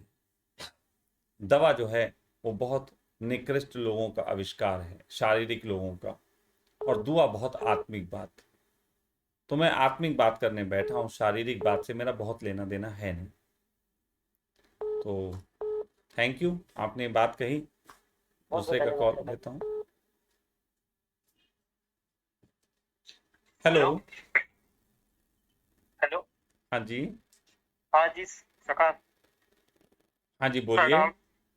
हाँ, मेरा 2 क्वेश्चन है। पहला जी। क्वेश्चन मैं पूछता हूँ कि जैसे हमसे बहुत लोग पूछते हैं कि आप कौन हो। मैं आपका स्टेटस लगाता हूँ, आपका वीडियो कभी कभी दिखाता हूँ सबको। बहुत लोग पूछते हैं कि ये सका कौन है, कभी बाइक चला रहा है, कभी हुक्का पी रहा है, कभी बाबा बन जा रहा है, ऐसा मैंने बहुत चीजें। तो मेरे पास जवाब नहीं देता है कोई, क्योंकि मेरे लिए आप मतलब एक आयाम के नहीं हो, बहुत सारे आयाम के हो। तो हम बोलते बस है कि बस ज्ञानी, बस बोल देते कि हाँ ज्ञानी है, और बोलते बाबा है, गुरु है। हम बोले हमसे मत पूछो। तो बस एक सवाल, ये सवाल है, पहला सवाल। इसके जवाब क्या दे? देखो, ऐसा ही एक प्रश्न ओशो से किसी ने किया था और मुझे उसका जवाब बहुत अच्छा लगा था। ओशो से किसी ने पूछा था, भगवान आपके बारे में लोग पूछते हैं कि इनके बारे में बताइए, और मैं उन्हें क्या बताऊं, क्योंकि आपके बहुत आयाम हैं। मैं एक आयाम को मैं आपको बांध नहीं सकता, मुझे आपका हर आयाम अच्छा लगता है, लेकिन लोगों को कोई एक परिचय देना होता है, तो मैं क्या परिचय दूं। तो ओशो ने कहा था, थोड़ा हंस देना, थोड़ा नाच देना, मेरा परिचय हो जाएगा। मुझे वो बात बड़ी प्रीतिकर लगी। तो यश, कभी भी अगर तुमसे कोई मेरा परिचय पूछे तो मुस्कुरा देना, और थोड़ा हो सके तो उठ के ठुमका लगा देना। विश्वास मानो कि उसके बाद वो मेरे वीडियो जरूर देखेंगे और फिर धीरे धीरे परिचय हो जाएगा, और फिर उनसे मैं ठुमके और जगह भी लगवाऊंगा, ये चिंता मत करना। ठीक है? हाँ ठीक है। दूसरा सवाल पूछे? हाँ जी पूछें। ये मतलब बहुत दिन से मैं थोड़ा इसमें थोड़ा फंसा हुआ हूँ कि मतलब हम लोग की मौत क्यों होती है। बहुत चिंतन में कि मतलब मौत होती क्यों है, और मतलब उसके पहले एक और क्वेश्चन था, जीवन होता क्यों है। अभी मैं ये वाले बिलीफ को लेकर नहीं जा रहा हूँ कि मौत के बाद भी जीवन होता है, ये मैं बिलीफ नहीं लिया हूँ कि मतलब फिर से वो जन्म होता है। तो मतलब यही सवाल था कि मतलब हम लोग की मौत होती क्यों है। देखो, ऐसा है कि परमात्मा का जब मन हुआ कि संसार बनाए, तो उसके बाद थोड़ी मिट्टी थी, तो उसने उस मिट्टी से तुरंत संसार का निर्माण कर दिया। फिर वो बैठ के बोर होने लगा। उसने कहा कि यार ये तो गड़बड़ हो गई, अब मैं क्या करूं। मिट्टी उतनी थी, तो उसने कहा तोड़ दिया सबको ने, फिर सबको तोड़ा, फिर बनाया। उसे इसमें बड़ा मजा आया। आप मरते हो, फिर जन्मते हो, दुनिया चलती है, फिर तुम देखो लौट लौट के फैशन आ जाता है, सब कुछ चलता है, बार बार बार बार बार बार होता है। असल में बात यह है, परमात्मा को इसमें मजा आता है। यस, उसका तुम इंटरटेनमेंट हो, उसका हम इंटरटेनमेंट है, वो ये करता रहता है। क्योंकि क्या करे, लिमिटेशंस हैं, उसकी भी लिमिटेशंस हैं, आप उसकी लिमिटेशंस को पहचानो। वो अगर मृत नहीं करेगा तो नवीन का निर्माण कैसे करेगा। तो निर्माण करने के लिए मारता है, फिर नया निर्माण करता है, उसका खेल है। और ये मत सोचना ये खेल कभी रुकने वाला है, ये लगातार चलने वाला है। ये पूरी गैलेक्सी और मिल्की वेव और सब जो है ना, वो सब भी नष्ट हो जाएंगे, फिर बना लेगा वो मतलब वो मिल्की वेव भी फिर बना लेता है तोड़ फोड़ के। और मिल्की वेव के अंदर ना जाने तो कितने लोगों की मिल्क तोड़ के भी क्या क्या बना लेता है। वो यही करता रहता है, उसका काम यही है। दिमाग खराब हो गया उसका, असल में बात ही दिमाग खराब हो गया है, हम लोगों की जिंदगी से खेल रहा है। उनका इमेज आप कैसा बनाते हो गॉड का? मेरी यार उसकी परमात्मा का? क्या इमेज बनाऊंगा यार, जब जब उसकी इमेज की बात आती है मैं शीशे के सामने खड़ा हो जाता हूँ।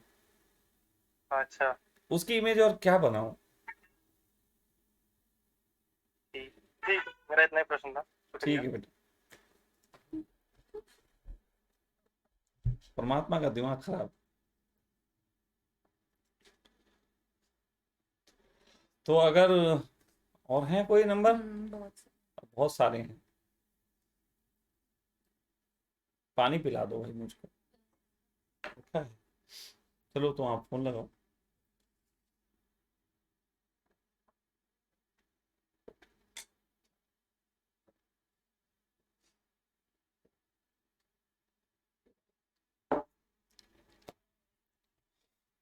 लोगों को ये समझना चाहिए, अगर आप शतरंज खेलते हो, आपके यहाँ शतरंज है, हमारे यहाँ रखी है, अब आप शतरंज खेलते हो तो शतरंज एक बार खेलने के बाद फिर आप उसको फेंक दो, फिर सजाओगे, फिर खेलोगे। हर बार शतरंज में नया मजा आएगा, हर बार नए तरीके से मोहरे चलेंगे, कभी शतरंज में दो बार एक मोहरे नहीं चलते। हेलो जी सखा, मेरे 2 प्रश्न हैं। जी, पहले आप नाम बताओ, अपना एड्रेस बताओ। जी सर, मेरा नाम कुणाल कुमार हुआ।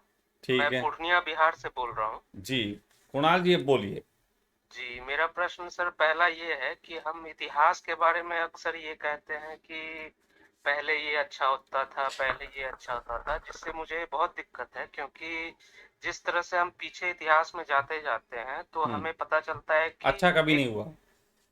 2 बहुत बड़े सेक्शन थे, जिसमें कि एक बहुत गरीब थे जिनको मजदूर भी कह सकते हैं, और पहला जो है वो राजा, और जिनके राजा के साथ जो मंत्री वगैरह या उसके साथ जो उनका फायदा उठाते थे। तो आखिर क्यों हम एक पहले के इतिहास में जाते हैं कि हमें जो है बहुत अच्छा था, या सतयुग था, राम राज्य था, इसको लेकर के हम इतने गौरवान्वित क्यों होते हैं, जबकि हम जानते हैं कि इतिहास में बहुत सारे बुरी प्रथाएं भी थी। ठीक है कि हमें आज नए युग में भी बहुत कुछ मिला है, लेकिन इतिहास में बहुत अच्छा भी नहीं रहा है हमारा। हाँ बिल्कुल, आप बिल्कुल सही बात करते हैं। देखिए कुणाल जी, इतिहास में हर युग में आप अभी महंगाई की बात सुनते हैं ना। एक फिल्म आई थी रोटी कपड़ा और महंगाई, जी उस फिल्म में भी एक गाना था, 40 साल पुरानी फिल्म है, 40-50 साल पुरानी, और उस फिल्म में भी एक गाना था, हाय महंगाई महंगाई महंगाई, तू कहाँ से आई, तुझे क्यों मौत ना आई। जी और आज हम लोग ये बात करेंगे, 50 साल पहले सस्ता था, जी 50 साल पहले भी लोग रो रहे थे। इवन कि 50 साल पहले छोड़िए, 1 लाख साल पुराने शिलालेख मिले हैं दीवारों पे लिखे हुए, जिनमें लिखा हुआ है कि इस समय वक्त बहुत खराब आ गया, पहले का वक्त अच्छा था। जी जी सर, तो स्त्रियों के बारे में भी आपने कहा था। नहीं, एक मिनट, मैं थोड़ा सा कुछ बात कह देना चाहता हूं। असल में हमारे खुद के शरीर में अनुभवों की एक सीमा है। हम जब अनुभव करते हैं अपने जीवन को, तो जब हम छोटे बच्चे थे तो हमारी इंद्रियां जो थी ज्यादा सेंसिटिव थी, और उस सेंसिटिविटी के कारण हमें उस समय दुनिया ज्यादा ताजी दिखाई देती थी, ज्यादा ताजा ताजा समझ में आता था, तो प्लेजर ज्यादा था। अब जब हम वही काम रिपीटली करते हैं, तो निश्चित ही काम तो हम वही करते हैं, लेकिन रिपीटली के कारण उसके प्लेजर समाप्त हो गए। तो हमारी स्मृति में पहला अनुभव जो है वो बहुत मतलब गहरे बैठा होता है, पुराना अनुभव, और नए अनुभव से उसकी मैत्री जब होती है तो होता है यार कि नहीं यार, तुम अच्छे हो, तुम नहीं अच्छे हो। तो ऐसी स्थिति में होता यह है कि हमारे मस्तिष्क के पास एक छोटी सी एक गलत अवधारणा पैदा होती है, और वो ये होती है कि पहले अच्छा था। और ये जब हम बात करना शुरू करते हैं, जैसे मैं आप छोटी बताऊं, ये हिप्नोटिज्म का एक चैप्टर है। यदि आप अभी बैठे बैठे कहने लगे पहले बहुत बढ़िया था, पहले बहुत अच्छा होता था, ऐसे ऐसे करके बस सिर्फ कहने लग जाएं, तो आप कुछ दिनों में पाएंगे कि आप प्राचीन बातों में और बढ़ने लगे, उससे पहले भी वो अच्छा था, हाँ हाँ नहीं उससे पहले तो बहुत ही अच्छा था, ऐसे करके आप जाने लग जाएंगे। लेकिन इसके अगेंस्ट एक एक्सपेरिमेंट है, आप लोग करके देखिए। आप लोग प्रतिदिन एक ना एक बार, दिन में 2 बार 4 बार कहीं ना कहीं चर्चा में ये लाइए, यार पहले सब बकवास था अब अच्छा है, पहले सब बकवास था अब अच्छा है। ऐसा कहना शुरू करिए, और ऐसा कहने शुरू करने से आपको अतीत में अच्छा नहीं था, वर्तमान में अच्छा है ऐसा लगने लग जाएगा। और मैं आपको बताऊं, इस चीज में, इस प्रयोग में, इस समय इस पृथ्वी पे ये प्रयोग नेताओं द्वारा किया जा रहा है। ये प्रयोग हिप्नोटिज्म का नेताओं द्वारा टीवी चैनलों के माध्यम से ये लाया जा रहा है कि वर्तमान सरकार अच्छी है, और लोग मान रहे हैं अच्छी है। राम राज्य से जोड़ते हैं वो लोग। देखो एक मिनट प्लीज प्लीज, यहाँ रामराज और वो सीता राज्य मत लाओ, क्योंकि वो फिर मामला कंट्रोवर्शियल नहीं करना है। हम बहुत बड़े ज्ञान की बात बता रहे हैं, आप कंट्रोवर्सी मत फैलाइए। मुझे सीधी सी बात यह है, ना सीता से लेना देना ना राम से। पर्सनली मैं किसी से मिला ही नहीं, मैं तो सीता राम से मिला, हमारे यहाँ नीचे रहते हैं, है ना, हम तो उन्हीं से मिलते हैं, वो एक ही हैं दोनों। लेकिन बात यह है कि आप देखो कि हिप्नोटिज्म को इस माध्यम से करा जा सकता है कि आपको अच्छा लगने लग जाए। मैंने कहा कि आजकल के पार्टियां, नेता या जो शातिर लोग हैं, वो दिमाग को इतने अच्छे ढंग से समझ गए हैं कि उसका उपयोग करके वो दुनिया को अपने तरीके से चलाते हैं। और मैं भी अपने जगत को अच्छा रखता हूं, क्योंकि मैं दिमाग को बेहतर समझता हूं। मैं जानता हूं कहां पे मुझे हिप्नोटाइज किया जा रहा है, मैं उसे होता नहीं, और कहां पे मैं प्रैक्टिकली और सही हूं, वहां पे मैं रहता हूं। और मैं चाहता हूं कि हमारे संग जुड़े हुए लोग इस तरीके के हिप्नोटिज्म को समझना शुरू करें जो उनके जीवन का शोषण करता है। ऐसी स्थिति में मस्तिष्क के अंदर हिप्नोटिज्म का 2 प्रोसेस होते हैं, एक सेल्फ हिप्नोटिज्म और एक बाया हिप्नोटिज्म। किसी के द्वारा किया गया हिप्नोटिज्म और एक अपने द्वारा किया गया हिप्नोटिज्म। तो जो आप बात कहते हैं कि हर मनुष्य पुरानी बात करता है, पहले अच्छा था पहले अच्छा था, असल में ये हर मनुष्य अपने जीवन के अनुभवों के कारण अपने मस्तिष्क को सेल्फ हिप्नोटाइज करता है, जिसके कारण उसे अतीत में सब अच्छा था ऐसा दिखने लग जाता है। मेरे जैसा व्यक्ति वर्तमान को अच्छा देखता है, और यही कारण है कि मैं हर चीज के साथ जीते हुए अपने को आनंदित भी रखता हूं और लोगों को उसी आनंद का ढंग सिखा रहा हूं। तो कुणाल जी, आपने जो बात कही उसका ये रीजन मैंने बताया। अब हर एक को खुद डिसाइड करना है कि वो अपने को अतीत उन्मुखी करना चाहता है कि भविष्य उन्मुखी। ये व्यक्ति के स्वयं के हाथ में है कि वो अपने जीवन को भविष्य उन्मुखी करे और अतीत उन्मुखी करे, और जो जो कर सकता है वो कर रहा है। मुझे किसी से कोई आपत्ति नहीं है, मैं सिर्फ मस्तिष्क के विज्ञान को जानता हूं और वही बता रहा हूं। Thank you sir. Thank you. देखो जी, अब अगर और प्रश्न ना हो तो रेस्ट लिया जाए। चलो एक प्रश्न और ले रहे हैं, एक और कॉल लेंगे, उसके बाद आज नहीं लेंगे, फिर 1-2 दिन के बाद फिर हम आपके बीच आएंगे तब बात करेंगे।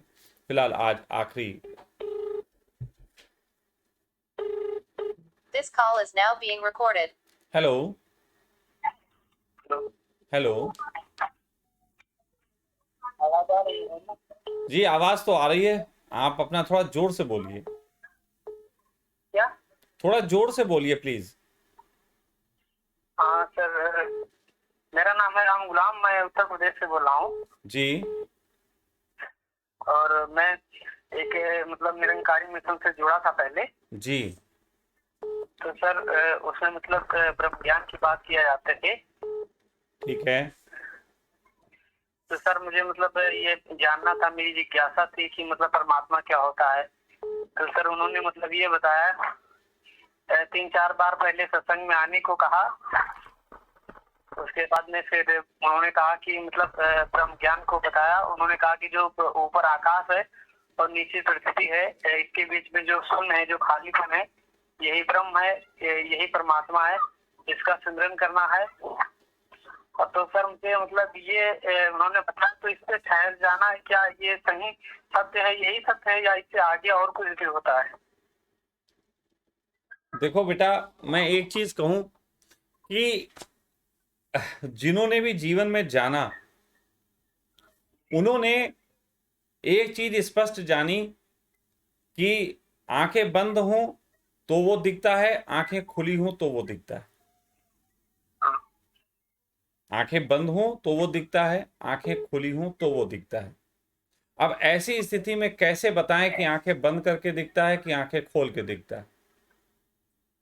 यही तो मतलब यहाँ मतलब आंखें खोल के देखो तो ये खालीपन दिखता है, लेकिन बेटा एक मिनट, मैंने कब कहा कि खालीपन देखो? जिन्होंने कहा उनकी बात नहीं कर रहा, मैंने तो नहीं कहा। अच्छा, मैंने एक ही चीज आपसे कही कि आंखें बंद करके यदि आप स्वयं में डूबो तब भी वही है, आंखें खोल के आप संसार में डूबो तब भी वही है। ये बात वो गलत कहते हैं कि अनंत ब्रह्म से नीचे तक जो भी है उसके बीच में जो खालीपन है वो परमात्मा है, गलत कहते हैं। मैं ये कहता हूं इस जगत में परमात्मा के अतिरिक्त कुछ नहीं है, सब कुछ वही है।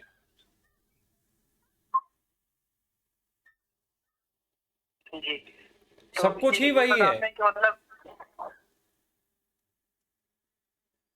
बोले हाँ, फिर वो बताते हैं कि मतलब ये जो 10वां ब्रह्म है ये मतलब भाई देखो, ब्रह्म अभी है जो अभी मतलब अभी मुझे पता नहीं है, मुझे तो एक ही ब्रह्म का पता है, 10वां वाला आ गया, अब हम उसकी बाद में बात करेंगे, एक ही से निपट लें। देखो ऐसा होता है, जब जब एक पत्नी मर जाती तभी दूसरी पत्नी को अपनाने का हिंदू धर्म में प्रावधान है। तो एक ब्रह्म जब तक मेरा मरेगा नहीं तब तक हम दूसरे ब्रह्म को नहीं अपना सकते। 10वें तो बहुत दूर की बात है। जो 10वें को अपना रहे हैं उनसे पूछो क्या 9 मर गए? और जो मर गए हैं वो शारीरिक रूप से मरे हैं कि अशारीरिक रूप से मरे हैं? और अगर वो शारीरिक रूप में थे तो वो खालीपन ब्रह्म कैसे हो सकता है? और अगर वो खालीपन थे, ब्रह्म थे और खालीपन मर गए तो बताएं खालीपन मर कैसे सकता है ना?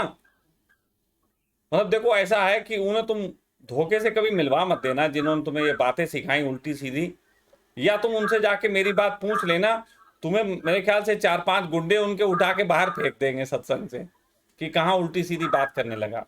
अरे ब्रह्म मर गया, 10वां आ गया, क्या बेवकूफ वाली बात कर रहा है? मतलब ये तो वही बात हो गई कि हमने ऐसे करके ताली ऐसे बजाई और बीच में हवा जो थी वो मर गई। मरी हवा, मरी? बताओ हवा मर सकती है? नहीं मर सकती। और उन्होंने वो जो खालीपन था वो मार डाला, और 9 बार मार डाला, एक बार भी नहीं। हाँ, इस हवा को मारने के चक्कर में मेरी घड़ी जरूर खुल गई थी, हवा नहीं मरी। और सर मतलब जो आप बताते, आपको 3-4 साल से मैं सुनता हूँ, तो मतलब आपके जो वीडियो वो मतलब जैसे ही आते हैं तो मेरी जिज्ञासा रहती है कि मतलब जब भी इसे मैं चालू करता हूँ, जैसे कोई नोटिफिकेशन आता है उसको मैं मतलब बहुत जल्दी से देखने की कोशिश करता हूँ कि उसमें आप क्या बातें कहते हो, और आपकी जो मतलब सजदा ध्यान है उसको भी मैं मतलब करता हूँ कभी कभी। तो ये मतलब आपकी तस्वीर भी मैं निकलवा के रखना चाहता हूँ, तो रखना मतलब रख के करना चाहता हूँ, तो क्या ये सही है? आपने कहा था बिल्कुल सही है, बिल्कुल सही है।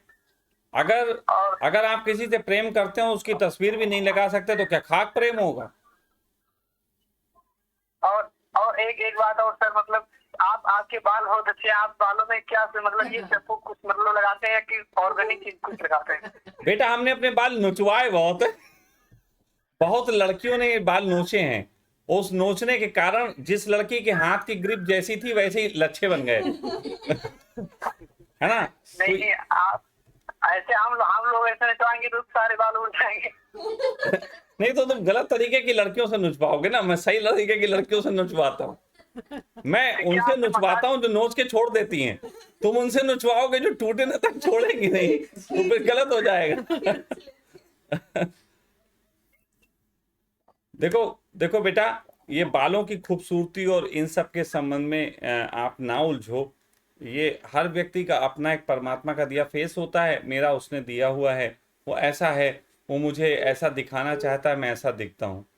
इसके लिए कोई अलग से कोई प्रयास नहीं करता। मैं तो सच बताऊँ, बाल भी अपने आप ही काट लेता हूँ, उल्टे सीधे जैसे भी होते हैं। मैं ज़रा नाई आई के पास भी नहीं जाता, ना कुछ बनवाता हूँ। केयर करने के नाम पे इसकी कोई केयर भी नहीं करता। है ना, और सिंपली सा तेल सरसों वाला लगा लेता हूँ।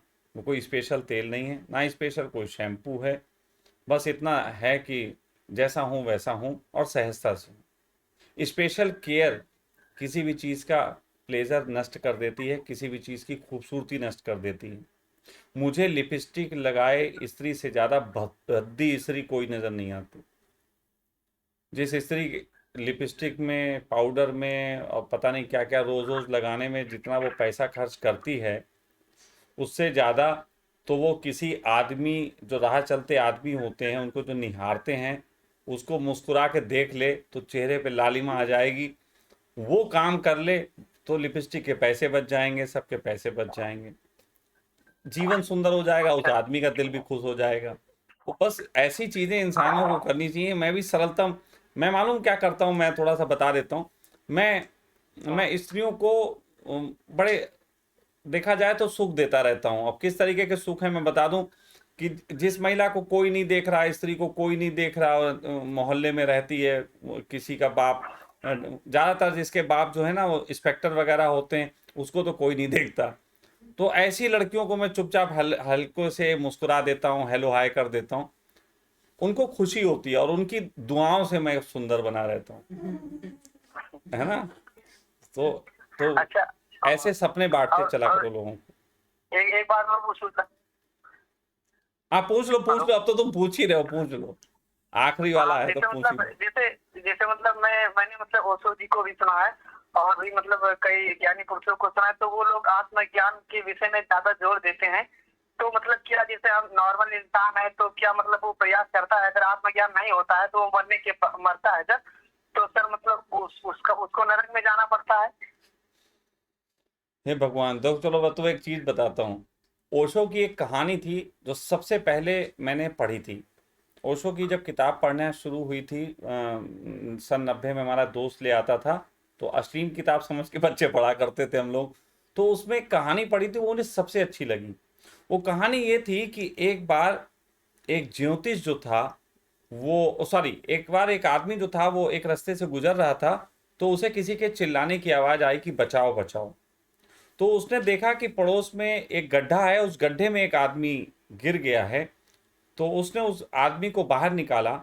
जब बाहर निकाला तो उस आदमी ने कहा कि आपका बहुत बहुत धन्यवाद, आपने हमें बाहर निकाला। तो उसने कहा मित्र आप अपने बारे में बताएं, आप कौन हैं। तो उसने कहा कि मैं बहुत बड़ा ज्योतिष हूँ, मुझे चांद तारों का बहुत ज्ञान है, मुझे सब कुछ बहुत पता है। अगर कभी तुम्हें अपना भविष्य जानना हो, कुछ मुझसे पूछना हो तो तुम मुझसे पूछ सकते हो। तो ऐसी स्थिति में वो आदमी जोर जोर से हंसने लगा।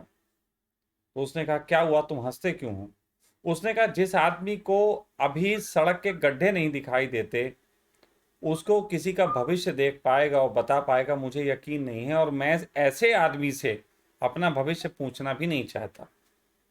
सच बात तो यह है कि ब्रह्म ज्ञान की चर्चा से पहले आपको जगत ज्ञान होना चाहिए, और जिसको जगत ज्ञान भी नहीं हुआ उसको ब्रह्म ज्ञान होगा, इसकी कोई संभावना नहीं है, क्योंकि सभी ब्रह्म ज्ञानी जगत ज्ञान से भरे हुए थे। इसीलिए जगत ज्ञान पहले लो। जगत ज्ञान जब हो जाएगा तो आपको जगत की व्यर्थता का ज्ञान होगा। जगत की व्यर्थता का जिस दिन ज्ञान होगा उस दिन आपके अंदर वो भूमि बनेगी जिसमें ब्रह्म ज्ञान का बीज बोया जा सकता है। आप जब तक जगत से खाली नहीं होंगे तब तक आप ब्रह्म ज्ञान के बीज को जो है वो जमने नहीं दे सकते। तो इसलिए बेटा ब्रह्म ज्ञान की बातें छोड़ो, अभी जगत ज्ञान लो। जगत ज्ञान हो जाएगा तो ज़्यादा अच्छा है। तुम्हें मेरी बातों के साथ मेरे बाल अच्छे लगते हैं, तो मैं कहूँगा पहले बाल ही अच्छे देख लो, हमें बातें तो बाद में सुन लेना। बाल तो अच्छे लगते हैं क्योंकि मतलब काफी वो पुरुषों के जो बाल थे वो मतलब झड़ गए थे, और आपने ही मतलब आपके असल में उन्होंने स्त्रियों को हाथ नहीं लगाने दिया इसलिए झड़ गए।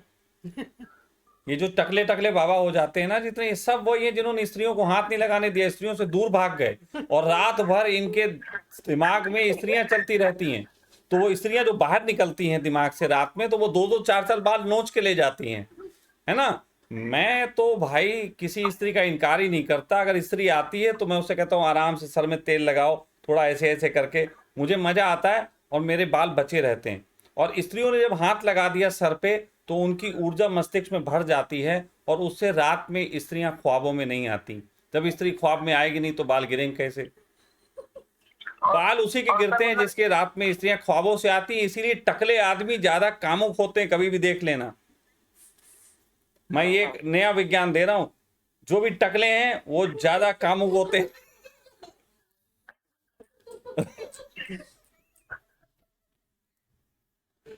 तो ये बेटा जो बात है वो मैंने तुम्हें बताई। और कुछ अगर किसी की उधड़वानी हो तो प्रश्न कर लो। एक बात और पूछ ही लो, आज तुम एक ही बात पूछना, मतलब 3 पूछ चुके हो। जैसे मतलब बोला जाए तो आपने कहा कि कृष्ण जी कहते हैं कि मतलब साधु वो होता है जो मतलब कभी नहीं मतलब सोता है। तो जैसे मतलब बुद्ध पुरुष होते हैं तो वो नींद में जाते हैं तो वो मतलब सोते नहीं है, तो कैसे नहीं तो कैसे पूरी? यार देखो ऐसा है ना, जब कृष्ण कहते हैं कि सन्यासी जागते पे भी सो लेता है, तो तुम उनकी एक बात नहीं सुनते हो जिसमें वो कहते हैं मैं ब्रह्म हूं, मतलब सब कुछ मैं हूं।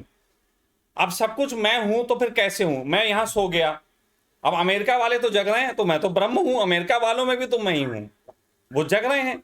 अब सब इकट्ठे तो सो नहीं जाते। ये बहुत टेक्निकल तरीके का झूठ है, ये तुम्हें समझ में नहीं आएगा भी। ये बहुत टेक्निकल तरीके का बोला गया झूठ है।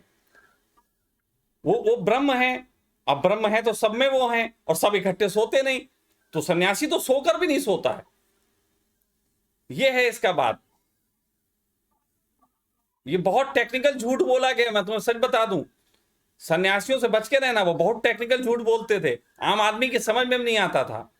जैसे कि वो टेक्निकल झूठ जो बोला था, आप सोचो, कृष्ण ने ये बात कही, ये वही कृष्ण है जिन्होंने कहा अश्वत्थामा मर गया। टेक्निकल झूठ, ये टेक्निकल झूठ बोलते हैं, ये झूठ नहीं बोलते, ये कभी झूठ नहीं बोलते। इनके झूठ इतने टेक्निकल होते हैं कि अगर कोई पूछे तो उससे कहेंगे हम तो सच ही बोले थे। अब जैसे ओशो से किसी ने पूछी कि आपने किसी स्त्री के साथ संभोग किया, अब वो किसी स्त्री का कह देते हाँ मैंने किया, तो लोग नाम पूछते। अब नाम पूछते तो खुल जाता सारा रहस्य, क्योंकि सच बोलना है, ये वो अंदर से हैं। ओशो अंदर से जानते हैं सच बोलना, लेकिन वो जानते हैं कि अगर मैंने बोला हाँ मैंने किया, इतनी स्त्री से किया, 2-3 स्त्री से, तो नाम पूछ लेंगे, नाम पूछेंगे, सारा राज पर्दाफाश हो जाएगा। इसलिए वो टेक्निकल झूठ बोलते हैं। हाँ मैंने तो अनंत स्त्रियों से प्रेम किया, अनंत स्त्रियों से। अब अनंत के तुम नाम नहीं पूछोगे, उनका सच भी हो गया और राज खोला भी नहीं। देखो, एक अभी नेटफ्लिक्स पे एक सीरीज आई शीला की। शीला ने उसमें एक बात कही, मैंने छोटी सी देखी, इसलिए देखी क्योंकि दिव्या देख रही थी, उसने मुझे दिखाया कि शीला पे ये देखो बोल रही, बहुत अच्छी सी कुछ बात थी। उसमें शीला ने बात कही कि भगवान जो थे, मतलब ओशो के संबंध में बात कही कि भगवान जो थे उनकी बातों में बहुत कंफ्यूजन था। समझो बात को, बहुत गहरी बात बोल रहा हूं। शीला ने कहा कि जब मैं उनसे जुड़ी थी और जब उन्होंने मुझे सचिव बनाया था, उस समय मैंने ये चीज देख ली थी कि इनकी बातों में बहुत कंफ्यूजन है, और जिसकी बातों में कंफ्यूजन है वो बेस्ट प्रोडक्ट है दुनिया में बेचने के लिए। बेस्ट प्रोडक्ट, क्योंकि कंफ्यूजन ही बिकता है, सॉल्यूशन नहीं बिकता। मैं बिल्कुल क्लियर कट सॉल्यूशन हूं, इसलिए बिक नहीं पा रहा। कंफ्यूजन छोड़ देता, परमात्मा को पाओ, कुंडली जगाओ। अब ना साली जगती है, जगाए पड़े, मारो धक्का। अब मैं कहूं साले को रोज तुम 25 गुब्बारे फुलाओ और एक भी फूटने ना पाए, और तब तक फुलाओ जब तक उसमें एक भी इंच जगह है। इस ढंग से फुलाओ कि वो 1 इंच भी ऐसा ना लगे कि और फुलाया जा सकता था, और फूटे भी ना। 25 गुब्बारे प्रतिदिन 108 दिन तक जो व्यक्ति फुला लेगा उसकी कुंडली जग जाती है। धंधा चालू है। अब मैं ऐसा कुछ कह ही नहीं रहा। कंफ्यूजन का धंधा होता है बेटा। देखो, तुम एक एक बात बहुत पूछ चुके हो, तुम 4 बार हो चुकी हो, फिर तुम एक ही बात पूछ रहे हो। एक बात सिर्फ आप बता दीजिए बस। मैं चलो, अब तुम मुस्कुरा बहुत रहे हो, चलो इसी मुस्कुराहट पे एक बात हो। करके एक फायदा मुझे हुआ है अभी। ये तो मैं कुंडली जग गई? अपने आप बता रहा हूँ कि क्योंकि मेरा पेट दर्द हो रहा था, तो वो उससे मतलब काफी मुझे आराम हो गया है। वाह, और एक बात मतलब साला इतना बड़ा ब्रह्मज्ञानी लोगों के सर दर्द दूर करने का काम आ रहा है क्या है यार? तुमने भी बिल्कुल कर दी ना टुच्ची बात। अरे कुंडली उंडली जगी होती, कुछ बात होती, सर दर्द दूर हो गया। नहीं सर, मुझे सब चाहिए। मैं मतलब ज्यादा थोड़ा घबराया हुआ, आपसे कभी बात नहीं किया हूँ। मेरी जिज्ञासा आदत थी बात करने की। देखो बेटा, एक सीधी सी बात है, सुनो मेरी बात। सीधी सी बात है, जिस व्यक्ति के अंदर बहुत हलर चलर होती हैं उसकी बातें सुनने से आपका सर दर्द हो जाता है, और यदि कोई व्यक्ति अंदर से शांत है तो उसकी बातें सुन के सर दर्द खो जाता है। इसमें कोई रॉकेट साइंस नहीं है, सिंपल सी बात है।